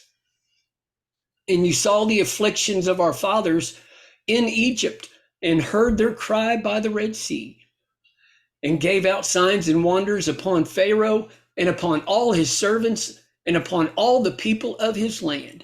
For you knew that they were acting proudly against them. So you got yourself a name as today. You got yourself a name as of today. And you divided the sea before them, so that they went through the midst of the sea on the dry ground. And the pursuers you threw into the deep like a stone into the mighty waters. And you led them in the day by a cloudy pillar, and in the night by a pillar of fire, to give them light in the way in which they should go. And you came down on Mount Sinai and spoke with them from heaven, and gave them right judgments and true laws, good statutes and commandments. And you made known to them your holy Sabbath, and commanded them commandments, statutes, and laws by the hand of Moses, your servant. And you gave them bread from the heavens for their hunger, and brought forth water for them out of the rock for their thirst. And you promised them that they should go in to possess the land which you had sworn to give them. But they and our fathers acted proudly and hardened their necks and did not listen to your commandments. And they refused to obey, neither were they mindful of your wonders which you did among them. But they hardened their necks, and in their rebellion appointed a captain to return to their bondage. But you are a God ready to pardon, gracious and merciful, slow to anger, and a great kindness, and did not forsake them. Yea, when they had made them a molten calf and said, "This is your God who brought you up out of Egypt," and had worked great blasphemies, yet you, in your great mercies, did not forsake them in the wilderness. The pillar of the cloud did not depart from them by day to lead them in the way, nor the pillar of fire by night to show them light and the way in which they should go. You also gave your good spirit to teach them, and did not withhold your manna from their mouth, and gave them water for their thirst. In 40 years you sustained them in the wilderness. They lacked nothing. Their clothes did not become old, and their feet did not swell. And you gave them kingdoms and nations and divided them into corners. And they possessed the land of Sihon, and the land of the king of Heshbon, and the land of Og, king of Bashan. And you multiplied their sons like the stars of the heavens, and brought them into the land concerning which you had promised to their fathers that they should go in to possess it. And the sons went in and possessed the land. And you humbled the people of the land before them, the Canaanites, and gave them into their hands, with their kings and the people of the land, so that they might do with them as they would. And they took strong cities and a rich land, and possessed houses full of all goods, wells already dug, vineyards and olive yards, and fruit trees in abundance. And they ate and were filled and became fat, and delighted themselves in your great goodness. But they were disobedient and rebelled against you, and cast your law behind their backs. And they killed your prophets who testified against them to turn them to you, and they worked great blasphemies. And you delivered them into the hands of their enemies, who troubled them. And in the time of their trouble, they cried to you, and you heard from heaven. And according to your manifold mercies, you gave them deliverers, who saved them out of the hand of their enemies. But after they had rest, they did evil again before you. I just lost my place, sorry. Therefore you. What verse number? 28. And you left them in the hands of theirs so that they had the rule over them. And they returned and cried to you, and you heard from heaven. And many times you delivered them according to your mercies, and testified against them that you might bring them again to your law. But they acted proudly and did not listen to your commandments, but sinned against your judgments, which if a man do, he shall live in them. And withdrew the shoulder, and hardened their neck, and would not hear. In many years you had patience with them, and testified against them by your spirit, by your prophets, but they would not give ear. And you gave them into the hand of the people of the lands. But for your great mercies, you did not completely destroy them, nor forsake them. For you are gracious and merciful God. And now our God, the great, the mighty, and the fearful God, who keeps covenant and mercy, let not all the trouble that has come upon us, on our kings, on our rulers, and on our priests, and on our prophets and on our fathers and on all your people since the time of the kings of Assyria to this day seem little before you. But you are just in all that is brought upon us, for you have done right, but we have done wickedly. And our kings, our rulers, our priests, and our fathers have not kept your law, nor listened to your commandments and your words, which you testified against them. For they have not served you in their kingdom, and in your great goodness, which you gave them, and in the large and rich land which you gave before them, they did not turn from their wicked works. Behold, we are servants today, and the land that you gave to our fathers to eat its fruit and its good, behold, we are servants in it, and it yields much increase to the kings whom you have set over us because of our sins. And they rule over our bodies and over our cattle at their pleasure, and we are in great distress.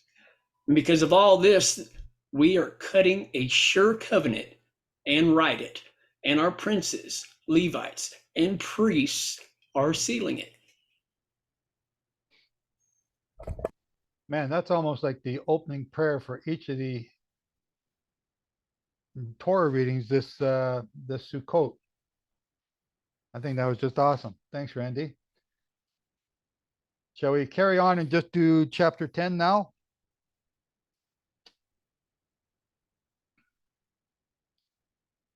Who's got chapter 10? I do.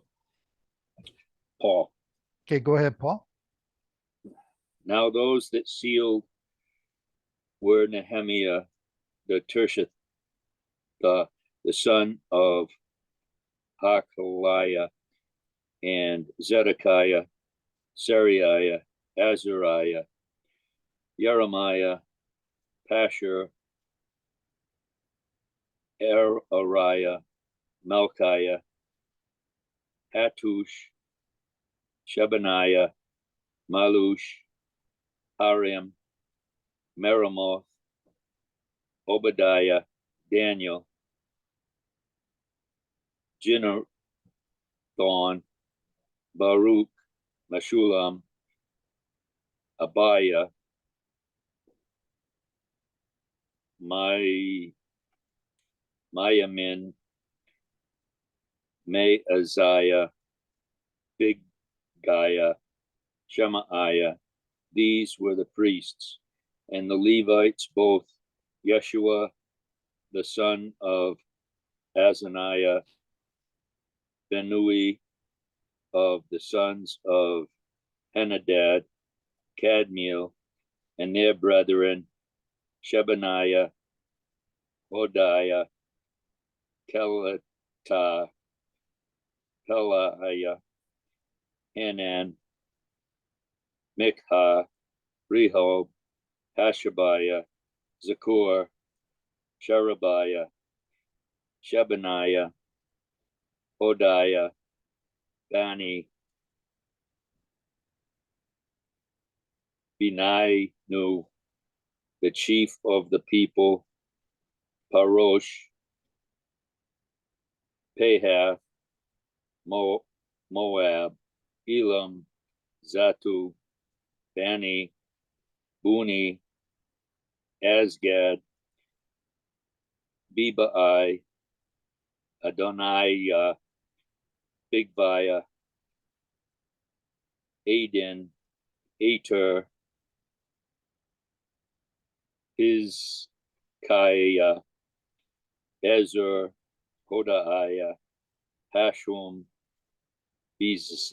Bezai, Harif, Anathar, Nebai, Magpisha, Meshulam, Hezer, Meshazabil, Zadok, Yedua, Pelatiah, Hanan, Aniah, Oshé, Anna, Aya, Ashub,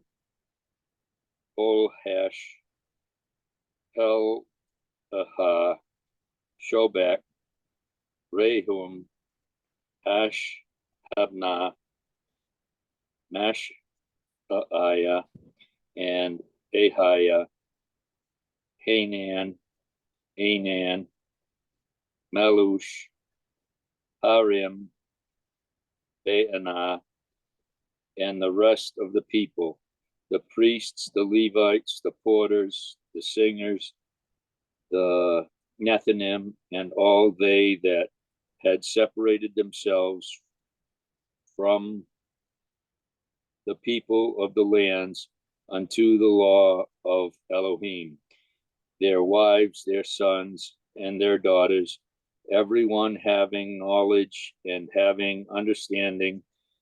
They clave to their brethren, their nobles, and entered into a curse and into an oath to walk in God's law, which was given by Moshe, the servant of Elohim, and to observe and do all the commandments of the Lord, our Yehovah, and his judgments and his statutes, and that we would not give our daughters unto the people of the land, nor take their daughters for our sons. And if the people of the land bring ware or any victuals on the Sabbath day to sell, that we would not buy it of them on the Sabbath or on the holy day, and that we would leave the 7th year and the exaction of every debt. Also, we made ordinances for us to charge ourselves yearly with the 3rd part of a shekel for the service of the house of Elohim, for the showbread, and for the continual meat offering,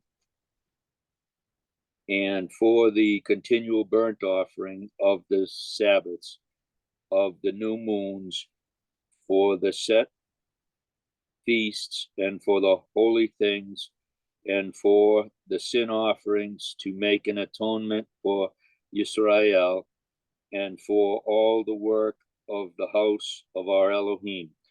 And we cast the lots among the priests, the Levites, and the people for the wood offering, to bring it into the house of our Elohim, after the houses of our fathers, at times appointed year by year, to burn upon the altar of the Yehovah our Elohim, as it is written in the law, and to bring the first fruits of our ground, and the first fruits of our fruit of all trees year by year unto the house of the Yehovah. Also the first of our sons and our cattle, as it is written in the law, and the firstlings of our herds and of our flocks, to bring to the house of our Elohim, unto the priests that minister in the house of our Elohim, and that we should bring the first fruits of our dough and our offerings, and the fruit of all manner of trees, of wine, and of oil, unto the priests, to the chambers of the house of our Elohim, and the tithes of our ground unto the Levites, that the same Levites might have the tithes in all the cities of our tillage. And the priests, the son of Aaron, shall be with the Levites when the Levites take tithes, and the Levites shall bring up the tithe of the tithes unto the house of our Elohim, to the chambers, into the treasure house, for the children of Yisrael and the children of Levi shall bring the offering of the corn, of the new wine, and the oil into the chambers, where are the vessels of the sanctuary, and the priests that minister, and the porters and the singers, and we will not forsake the house of our Elohim. Thank you, Paul. I You're was welcome. going to say, why don't you just skip over the names? And then I thought, you know what? These guys put their name to a document to obey God's law. Their names deserve to be read. So thank you for going through that, Paul. You're welcome. Recently in the Philippines, Pastor Roy has put together a document and he wants everyone to sign it, agreeing to keep the laws of Torah. And he's trying to get everyone to do that. He asked me to promote it, and I made a video for that. He's trying to do a similar thing. And I didn't know until we read this that he might be getting it from this place. So I think this is awesome, what they did here. And all the stuff that they agreed to do. And I'm asking all of you, are you willing to put your name on this document? You don't have to answer me, but that's something to think about. Eric, go ahead. Yeah, I wanted to point out back at Nehemiah 9:29, something that Nehemiah says that it's almost like Paul reiterates the same thing. It said, and testified against them that you might bring them back to your law. Yet they acted proudly and did not heed your commandments, but sinned against your judgments, which if a man does, he shall live by them. And they shrugged their shoulders, stiffened their necks, and would not hear. Well, that particular verse right there, which if a man does, he shall live by them, was Romans. told to them all the way back to Leviticus 18:5. But also, it's one of the things that Paul talks in Galatians 3:10. It says, for as many as are of the works of the law are under the curse of the law, for it is written, cursed is everyone who does not continue in all things which are written in the book of the law to do them. But that no one is justified by the law in the sight of God is evident, for the just shall live by faith. Yet the law is not of faith, but the man who does them shall live by them. So he brings up the exact same thing, and it's like each generation at a certain point, God has to reiterate what he was trying to tell us back in Leviticus, which he gave us on Mount Sinai. He gave us the 5 books. Here's how you walk righteously. Here's what you're supposed to do by the power of the Ruach. This is how you walk in obedience to me. And it's like the original 5 books. If we would have done what he said to do by the power of the Holy Spirit, we wouldn't need any other books added to it. So it's kind of like that's what he gave us. And then each book after that is the things we did right, things we did wrong, things we repented of. So it's almost like the original 5 books. He's going to bring us back to the original 5 books because that's what we should have been doing from the very beginning. If you read Paul and you read what he's saying, especially the Paul that everyone's using to justify not doing the law, if you read Paul, he's doing nothing but quoting the Old Testament. He's taking a section from here, a section from there, and putting it together to make his point. And if you go back and you look at the same as when Yeshua was quoting Isaiah 53, Isaiah 52, Psalm 22, he's quoting, saying these little things so that you know that he's getting it from that thing. Paul did the same thing. If we go back and look at what he's talking about, it gives you a more complete picture of what he's saying. So I'm glad you pointed that out from Galatians. Yeah, and the next verse is where I think a lot of people that are believers, I don't want to specify who this might be, but believers have a hard time with. They say, Christ has redeemed us from the curse of the law, having become a curse for us, for it is written, cursed is everyone who hangs on a tree. That the blessing of Abraham might come upon the Gentiles in Christ Jesus, that we receive the promises of the Spirit through faith. It's not that God or Christ is doing away with the law. The curse of the law, or the wages of sin, which the law points out, is death. He's redeeming us from that second death. And that's the point I try and point out to people. We may still die, except for that last generation, the first death, but we won't suffer the second death. That's what he's saving us from. We won't suffer the spiritual death. The law did not die. The law is eternal. The law is what shows us that we need a redeemer. It's the curse of the law, which is death. The wages of sin is death. That's what he's redeemed us from. So when people misunderstand that. So let's just expand on that for a moment. Okay. The curse of the law. In the Sota woman, the 10 days of law, the book that we just were about, you're going to get it here at 9 o'clock Eastern tonight. The curse of the law. The Sota woman has a certain formula that she has to go through. And in that formula, part of it is the writing down of all the curses into a book. And then those curses are rubbed out and scraped off the page and put into the potion that she has to drink. And when she drinks it, she either swells up and her thighs fall off and she dies, or nothing happens. Or she becomes fruitful. Two things. Yeah, nothing happens to her and she becomes fruitful. But that, we don't ever see that in the Bible where it's taken place. You have to actually look for it. And when you see it, once you see it, it's throughout the entire Bible. Right. What happens to Satan at the end of the 7th millennium? He's thrown in the lake of fire. Death and the false prophet are thrown in there with him. This is your sins being blotted out. And they're going to disappear from then on, because we're not going to be sinning, we're going to be obeying. You're only under the curse of the law when you break the law.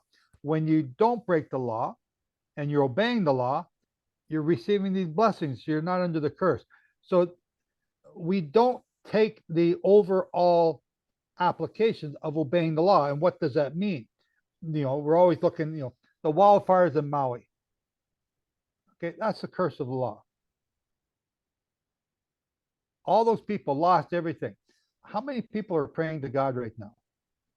Oh, thank God he saved my life, but nobody's praying, nobody's repenting, right?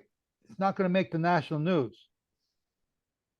But they're under the curse of the law. They're under the curse of the law because they don't keep the Sabbath. They don't keep the holy days. They don't worship Jehovah.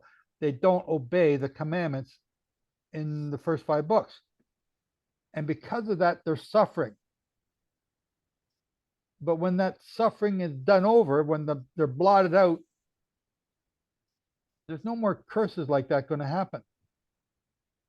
We're going to be blessed. If you look at the Sota woman is only guilty if she has received the seed from any other person besides her husband. And that seed is Satan's knowledge of good and evil. And also, notice if she's not guilty, guess what she does? She produces fruit. And the only way we can produce fruit of the Spirit is with the seed of Yahovah, empowered by the Holy Spirit. So we will produce fruit. We won't, the curse of the law won't curse us. It will bless us. But we have to be obedient. Yeah. Yeah. And that's why Moses says, I set before you 2 choices, life and death, blessing and curses. So you could be alive and still be walking in curses if you're not walking in the Torah. Yep. The people alive in Maui, they're still suffering, but they're still alive. Right. Mayor. So it's in Romans 8 that I find, 8:2. For the law of the Spirit of life in Christ Jesus has made me free from the law of sin and death. And that's where we get this, that he freed us, like what Eric was talking about. Is the second death that we have being freed from, the spiritual death. Romans 8 verse 2. Also you want to read it again? Yes, sir. For the law of spirit of life in Christ Jesus has made me free from the law of sin and death. So most people take the law of sin and death as being the Old Testament. Oh, wow. Right? That's what Christians say. It's right. The Old Testament. So we've done away with the Old Testament. Now we are, like Paul said, we are free from the law of sin and death. So we're free from the law. Right. The whole law is lumped into a one, broad brush as the whole Old Testament. So now go on and say what you said there a minute ago, because you said it correctly. You forgot. I'm trying to keep up. Okay. Well, I mean, it's the spiritual death that we were. I'm sorry, Mayor. I don't mean to cut you off. I'm trying to Yeah. point out. You made a great point. I'm trying to amplify it so people get it, because this is a major argument that Christianity has, and you've hit the nail right in the head. I'm trying to get you to blow it up. Okay, help me with that then. Okay. No, So yeah. the tree of are free from the law of sin and death. Sin and death. So Christians are saying that is the Old Testament. We are free from the law, right? But no, it's like what Eric just said. We're free from the curse of the law or the penalty of the law when we obey the law. So when you break the law, when you don't keep the Sabbath, you don't keep the holy days, you're going to suffer a curse. You're under the law. You're under the penalty of the law. But we're free from the penalty of the law when we obey, correct. Right? Yes, absolutely. It's the spiritual, the second death. We have been released. We are free from that. When Eve sinned and Adam joined her, basically, that's when their clock started. That's up until that time, they didn't know what death was. But when they sinned, now God said, you will surely die. That's when their clock starts. Yeah. And unfortunately for us, we're born into that. So we do need a redeemer. The law is still in effect, like you said. When we drive 55 miles an hour, and if it's 55 mile an hour is the speed limit, nobody's going to give you a ticket. You're still under the law. Law is not taken away.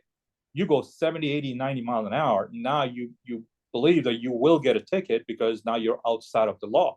And I think it's the same thing, same difference, that once you leave God did say, hey, I give you two choices, life and death, blessing and curses. Choose life. I mean, and that hasn't changed. The promises that were given to Abraham have been passed down to us. That hasn't changed. So, but the curse of the law, the law of sin and death, that's taken away. That's the freedom we have. Yeah. And when you're singing to the choir, it's really oh yeah. Like we all get it, we all agree. But again, this is a great verse that you pointed out here, Romans 8:2. So thank you. Eric. Yeah, I was going to point out one other thing that when Mayor was talking about it, kind of reminded me what people say in that verse that I read in Galatians. It says, "But that no one is justified by the law is in the sight of God is evident." It says, "For the just shall live by faith." Okay, I think that's out of Amos. But then it goes, nobody's justified by keeping the law. That's the argument. Nobody. Right. Why are you keeping the law? Nobody's justified by keeping the law. And then verse 2. then, free me from the law of sin and death. So I'm free. I don't have to keep it. Right. But if you keep reading, it says, yet the law is not of faith. So they believe that doing the law is not showing faith. Yeah. So what I would say, what I try and tell them and show them is, without the law, no one can be saved. I'm not saying you have to keep the law to be saved, but I'm saying if you do away with the law, you do away with justice, mercy, and faith, because faith is a subgroup of the law, not law of faith. And if you read it in Yeshua makes this point in Matthew 23:23, he says, "Woe to you, scribes and Pharisees, hypocrites, for you pay tithe of mint and anise and cumin, and have neglected the weightier matters of the law, justice, mercy, and faith." If the law is done away with, none of us can be saved, because the weightier matters of the law is justice, mercy, and faith. And then he goes on to say, these you ought to have done without leaving the others undone. Blind guides who strain out a gnat and swallow a camel. So even Yeshua is saying the law is important, but don't think that by you doing a checklist and keeping the law, that will save you. And that's what we have to be careful of. The keeping his laws, you tell me and show me which commandments you keep, I'll tell you which God you serve. And that's what he says in James. You know, basically, show me your faith without your law. I'll show you my faith by the law that I keep. Yeah. Again, you're both singing to the choir. We agree. Ah. Cool. Okay, sorry, did I cut you off, Eric? Oh, you're Okay. good. That was good. Okay. Let's okay, we're getting hard pressed for time. Let's get on to 2 Corinthians 8 and 9.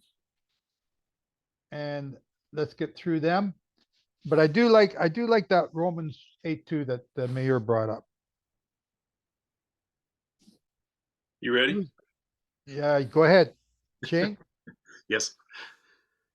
And brothers, we make known to you the grace of God, which has been given among the churches of Macedonia, that in much testing of trouble, the overflowing of their joy and the depth of their poverty abounded to the riches of their generosity.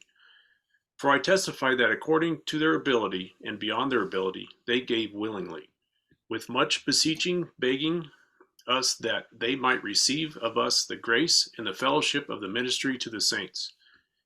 And not as we hoped, but first they gave themselves to the Lord and to us through the will of God. For us to call on Titus, that even as he began before, so he would also complete this grace to you also. But even as you abound in everything, in faith and in word and in knowledge and in all earnestness, and in your love to us, you should abound in this grace also. I do not speak according to command, but through the eagerness of others, and testing the trueness of your love. For you know the grace of our Lord Jesus Christ, that through he was rich. For your sakes he became poor, in order that you might be rich through his poverty. And in this I give my judgment, for this profitable for you who began before, not only to do, but also to be willing a year ago. But now also finish the doing of it, so that as there was a readiness to will, so also the finishing, giving out of what you have. For if the eagerness is present, it is acceptable according to what one has, and not according to what one does not have. For it is not that others may have ease, but you trouble. But by equality in the present time, your abundance for their need, that their abundance also may be for your need, so that there may be equality. As it is written, he gathering much, he had nothing left over, and he gathering little did not have less.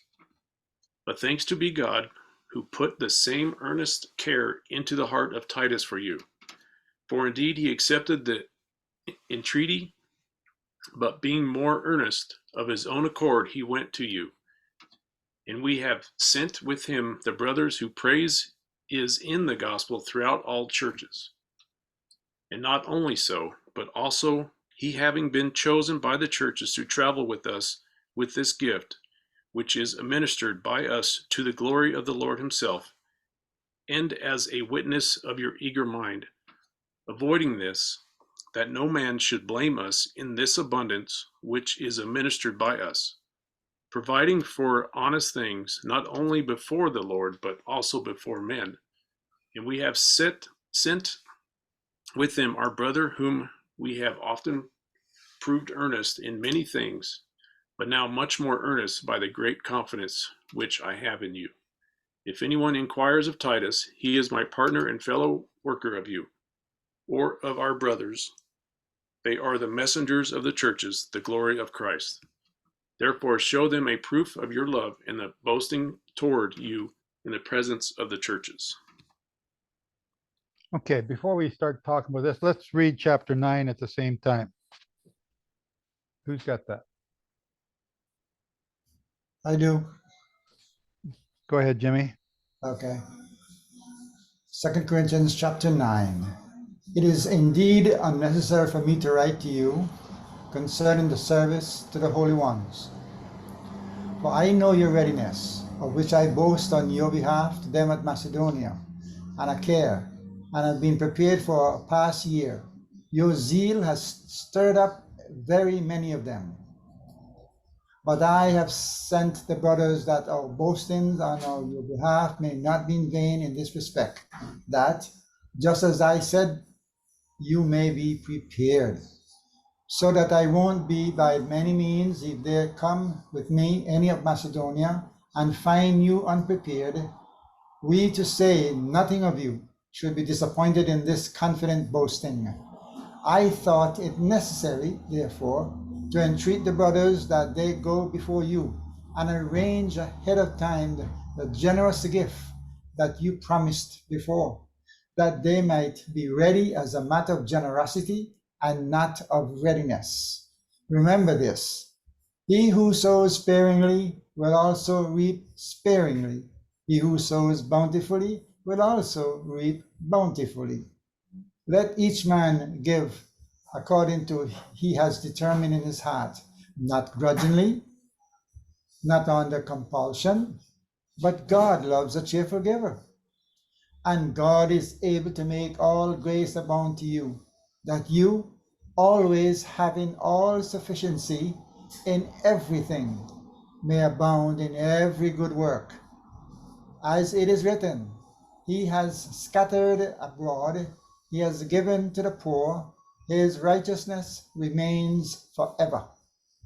Now may he supply seed to the sower and bread for food. Supply and multiply your seed for sowing, and increase the fruits of your righteousness, you being enriched in everything to all liberality, which works through us thanksgiving to God.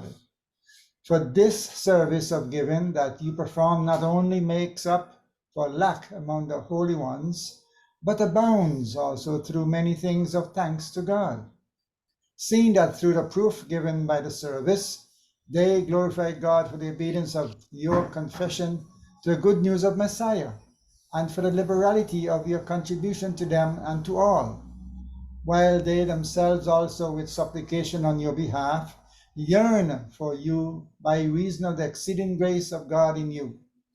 Now, thanks be to God for this unspeakable gift. Thank you, Jimmy. What is Paul talking about in both these chapters? For some strange reason, I feel like I'm Joel Osteen about to give a sermon. Oh boy.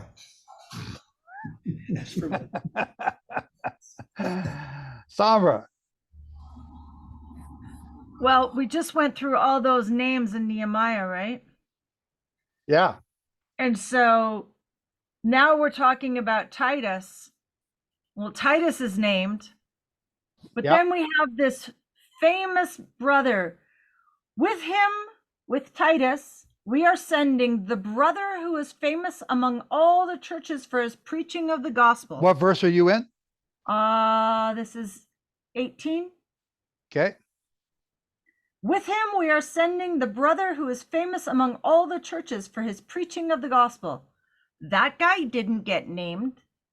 And then if we go down to verse 22. Hang on. Who is that guy? We don't know. He's just a brother who's famous. Apparently not. Yes. Okay, carry on. Okay. And then he's Joel Osteen. And then verse 22. And with them, Titus and this famous brother, we are sending our brother whom we have often tested and found earnest in many matters, but who is now more earnest than ever because of his great confidence in you. Who's that guy? We don't know. Okay, is it not mentioned in the chapters before? No. Well, I don't know. I don't know. I don't Okay. know. So what's your point? My point is all those people in Nehemiah got named. And these guys are just some famous brother and some earnest guy. So in the Philippines, they have a saying: nameless, faceless, and Useless. I want to say shameless. That's not the right one. That's one I keep coming up though. Shameless, faceless, nameless, selfless. That's it. Selfless. Oh, That's so what they are. actually a humble quality, the fact that they're not named? They are promoting service for the sake of serving and not for the sake of being glorified. Okay, I can accept that. And that's what they are promoting. And that's an attitude that's, amongst the Filipinos. They served, and not for fame, they just serve. So these two people Paul's naming here, who are famous amongst the brethren, I would list under the same thing. So, okay, so are you done? These are Sombra? good. These are good guys. These are not the Joel Osteens of that world. That's right. These are the good Okay. guys. So, Okay. is that all you wanted to say? Well, it's just that there are people that are not named in scripture. And it's usually the people that are named that there's a reason why they're named. We're supposed to remember them. Okay. This could be an example of the last day, second coming of Messiah. Whereas initially you had the patriarchs, the names, even in our generation, the ministries, the Billy Grahams, the different men that have been renowned for their ministerial, their evangelistic works in the 1700s, 1800s. But now I think this last day church is going to be just like you said, Joseph, like the people from the Philistines. It's a nameless, faceless group of unsung heroes, where it's not by name recognition that we identify them. It's by their message alone.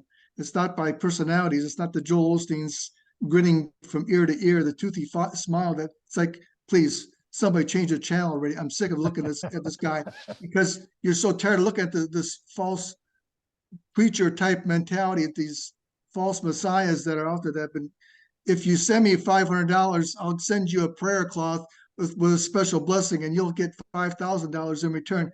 I'm so sick of that. And I think God is too. It's Hang on, did you do it? Did you do it? Did it work? I didn't do it yet. I'm trying to get up to $500 and the nerve to Okay, send. so you can't say it didn't work. You don't know. Yeah, well, it's not that kind of message that the Messiah is trying to reach at these last days. It's a message of obedience and servitude, and a nameless, like you said, nameless, faceless group of believers. And I think that's what it's all about. Yeah, That's what what's Paul, named. So is this like how the two witnesses haven't been named? Yeah, it could be. Nameless, faithless, and just humble service? They might be recognized at the proper time, but right now they're not revealed at this time for whatever reason.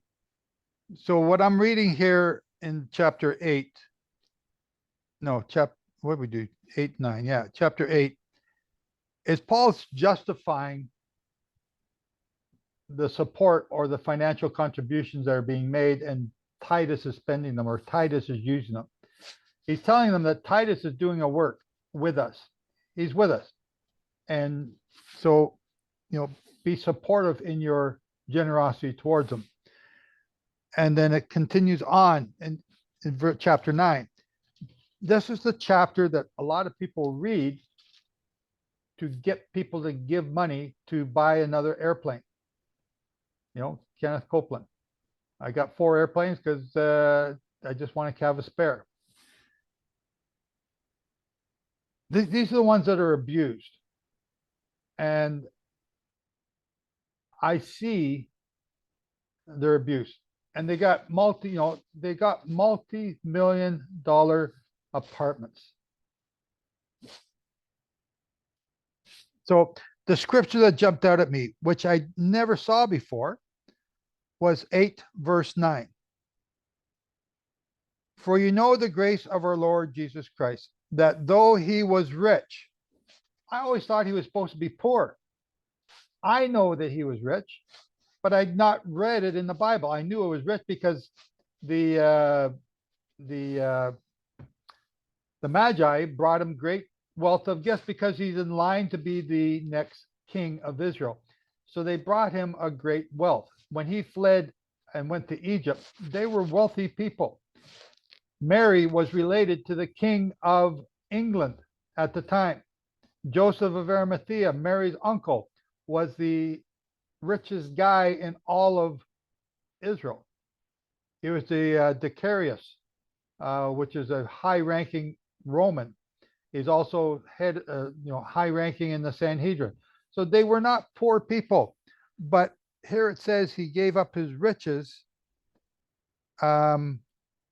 Yet for your sakes he became poor, that you through his poverty might become rich. Wow, I'd never seen that before, so I thought that was awesome. Eric, go ahead. Yeah, he kind of alludes to that back in Matthew 13:44. It says, again, the kingdom of heaven is like a treasure hidden in a field, which a man found and hid. And for joy over it, he goes and sells all that he has and buys that field. And then in 45, it says, again, the kingdom of heaven is like a merchant seeking beautiful pearls, who, when he found one pearl of great price, went and sold all that he had and bought it. So basically, Yeshua's dying. He's giving up all that he has, which is his life. I mean, that's basically his value is in his life. And he basically, the treasure, the Jews would identify with that. But I'm sure a lot of them had a hard time with these beautiful pearls, because a pearl is something that would be to a Jew unclean. It comes from an unclean animal. And so basically he's taken the Gentiles that look on the outside as unclean, and from that comes this beautiful pearl.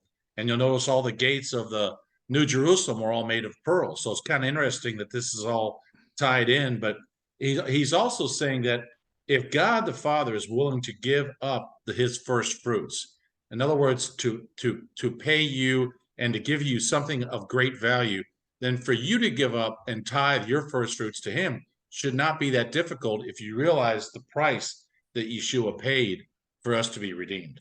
So. Yep. So let me make this a little bit more personal. I think most of you have found a gem here on Shabbat. Being able to come here and argue, discuss, and hear other people's opinions and views on different scriptures. You've learned quite a bit here. And I think we all value that. From what I'm hearing, we value it.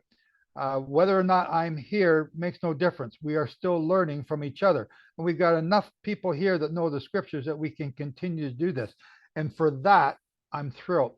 I'm thrilled to have been a part of this and to have it happen. But it would never happen had there not been people along the way giving money to help make it happen. The current website costs close to $13,000. The website before that, again, I don't know, almost 10. I don't know what it is, I forget. The maintenance of the website costs thousands of dollars. It doesn't just happen. The trips that I've done to the Philippines, okay, it's not for me to be able to have, if you've seen what I do in the Philippines, I don't get to see any of the tourist attractions. I'm in the backseat of a car. I'm not allowed to drive. And all I see is trees going by and huts going by. But it costs money to go there. It costs money to fly the people around there from one place to the other. Ike, Alvin, it costs money for gas. It costs money for hotels. It costs money for food. This work doesn't just happen. And why am I going? Because I'm trying to get the Filipinos ready to rescue the remnant of our people. It's not just to convert them to the Torah. They're actually going to rescue your family, you, me, our relatives, our other people in our countries. We have a job to do. I'm now going to be flying to Israel. Yes, so we're doing a tour. I'm not charging for the tour. We're doing a tour, but after that, I'm looking for the abomination. What does that mean? I have no idea what's going to happen next. Again, all of this costs money. So if you're going to support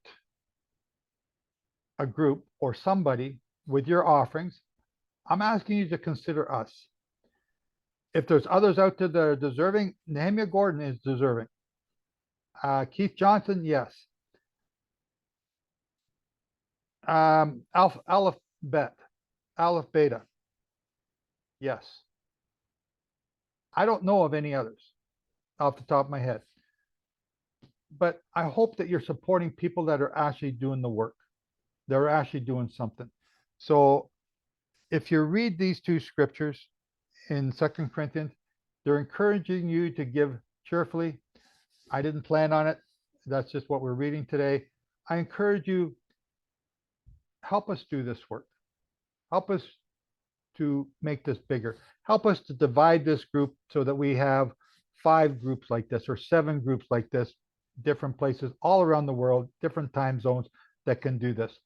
And in order to do that, we need people that are willing to do it, trained to do it, know how to argue and respect other people's opinions, even if they don't agree, like me and Eric.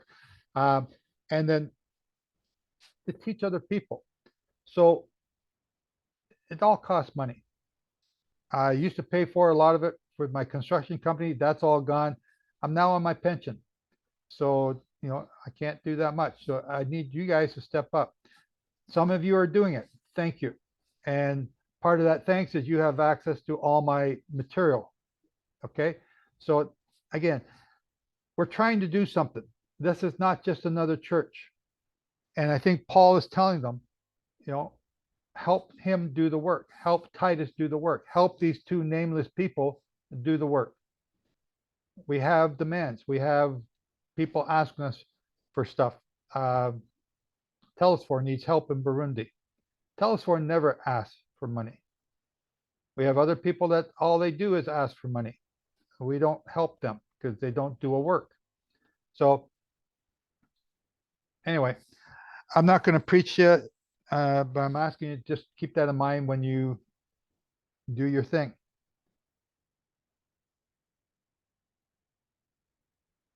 Okay, I'm just reading the comments here. Any other comments on this? Otherwise, we're going to wrap up. You guys have all been very quiet today. Everybody okay? Everybody sick? What do you mean? For the last 4 hours, I've been trying to put a word in edgewise. Jeez. Eric must be feeling pretty good today. Eric's feeling good. Kim. Yes, I was trying to locate the verse, but I can't find it, so I'll just do it to the best of my memory. But I was researching this the other day to prove to my sister that there were other people who kept the feast other than Jesus and Paul.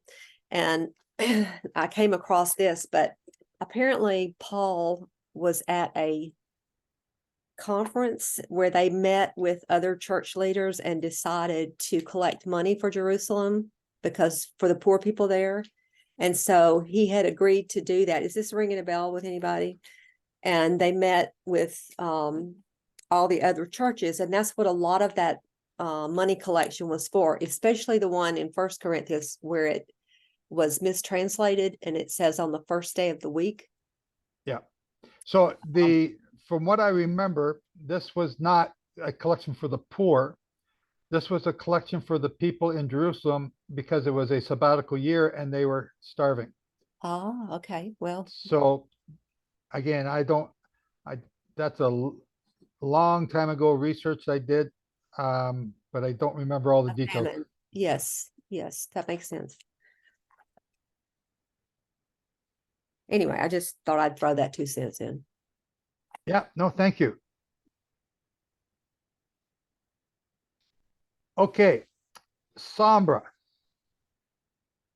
do you want to do the closing prayer? No, you don't want to do that. Brian is. Brian's doing okay. Oh, well, I guess I should read the stuff Shane sent It's out. right there. Yeah. Yeah.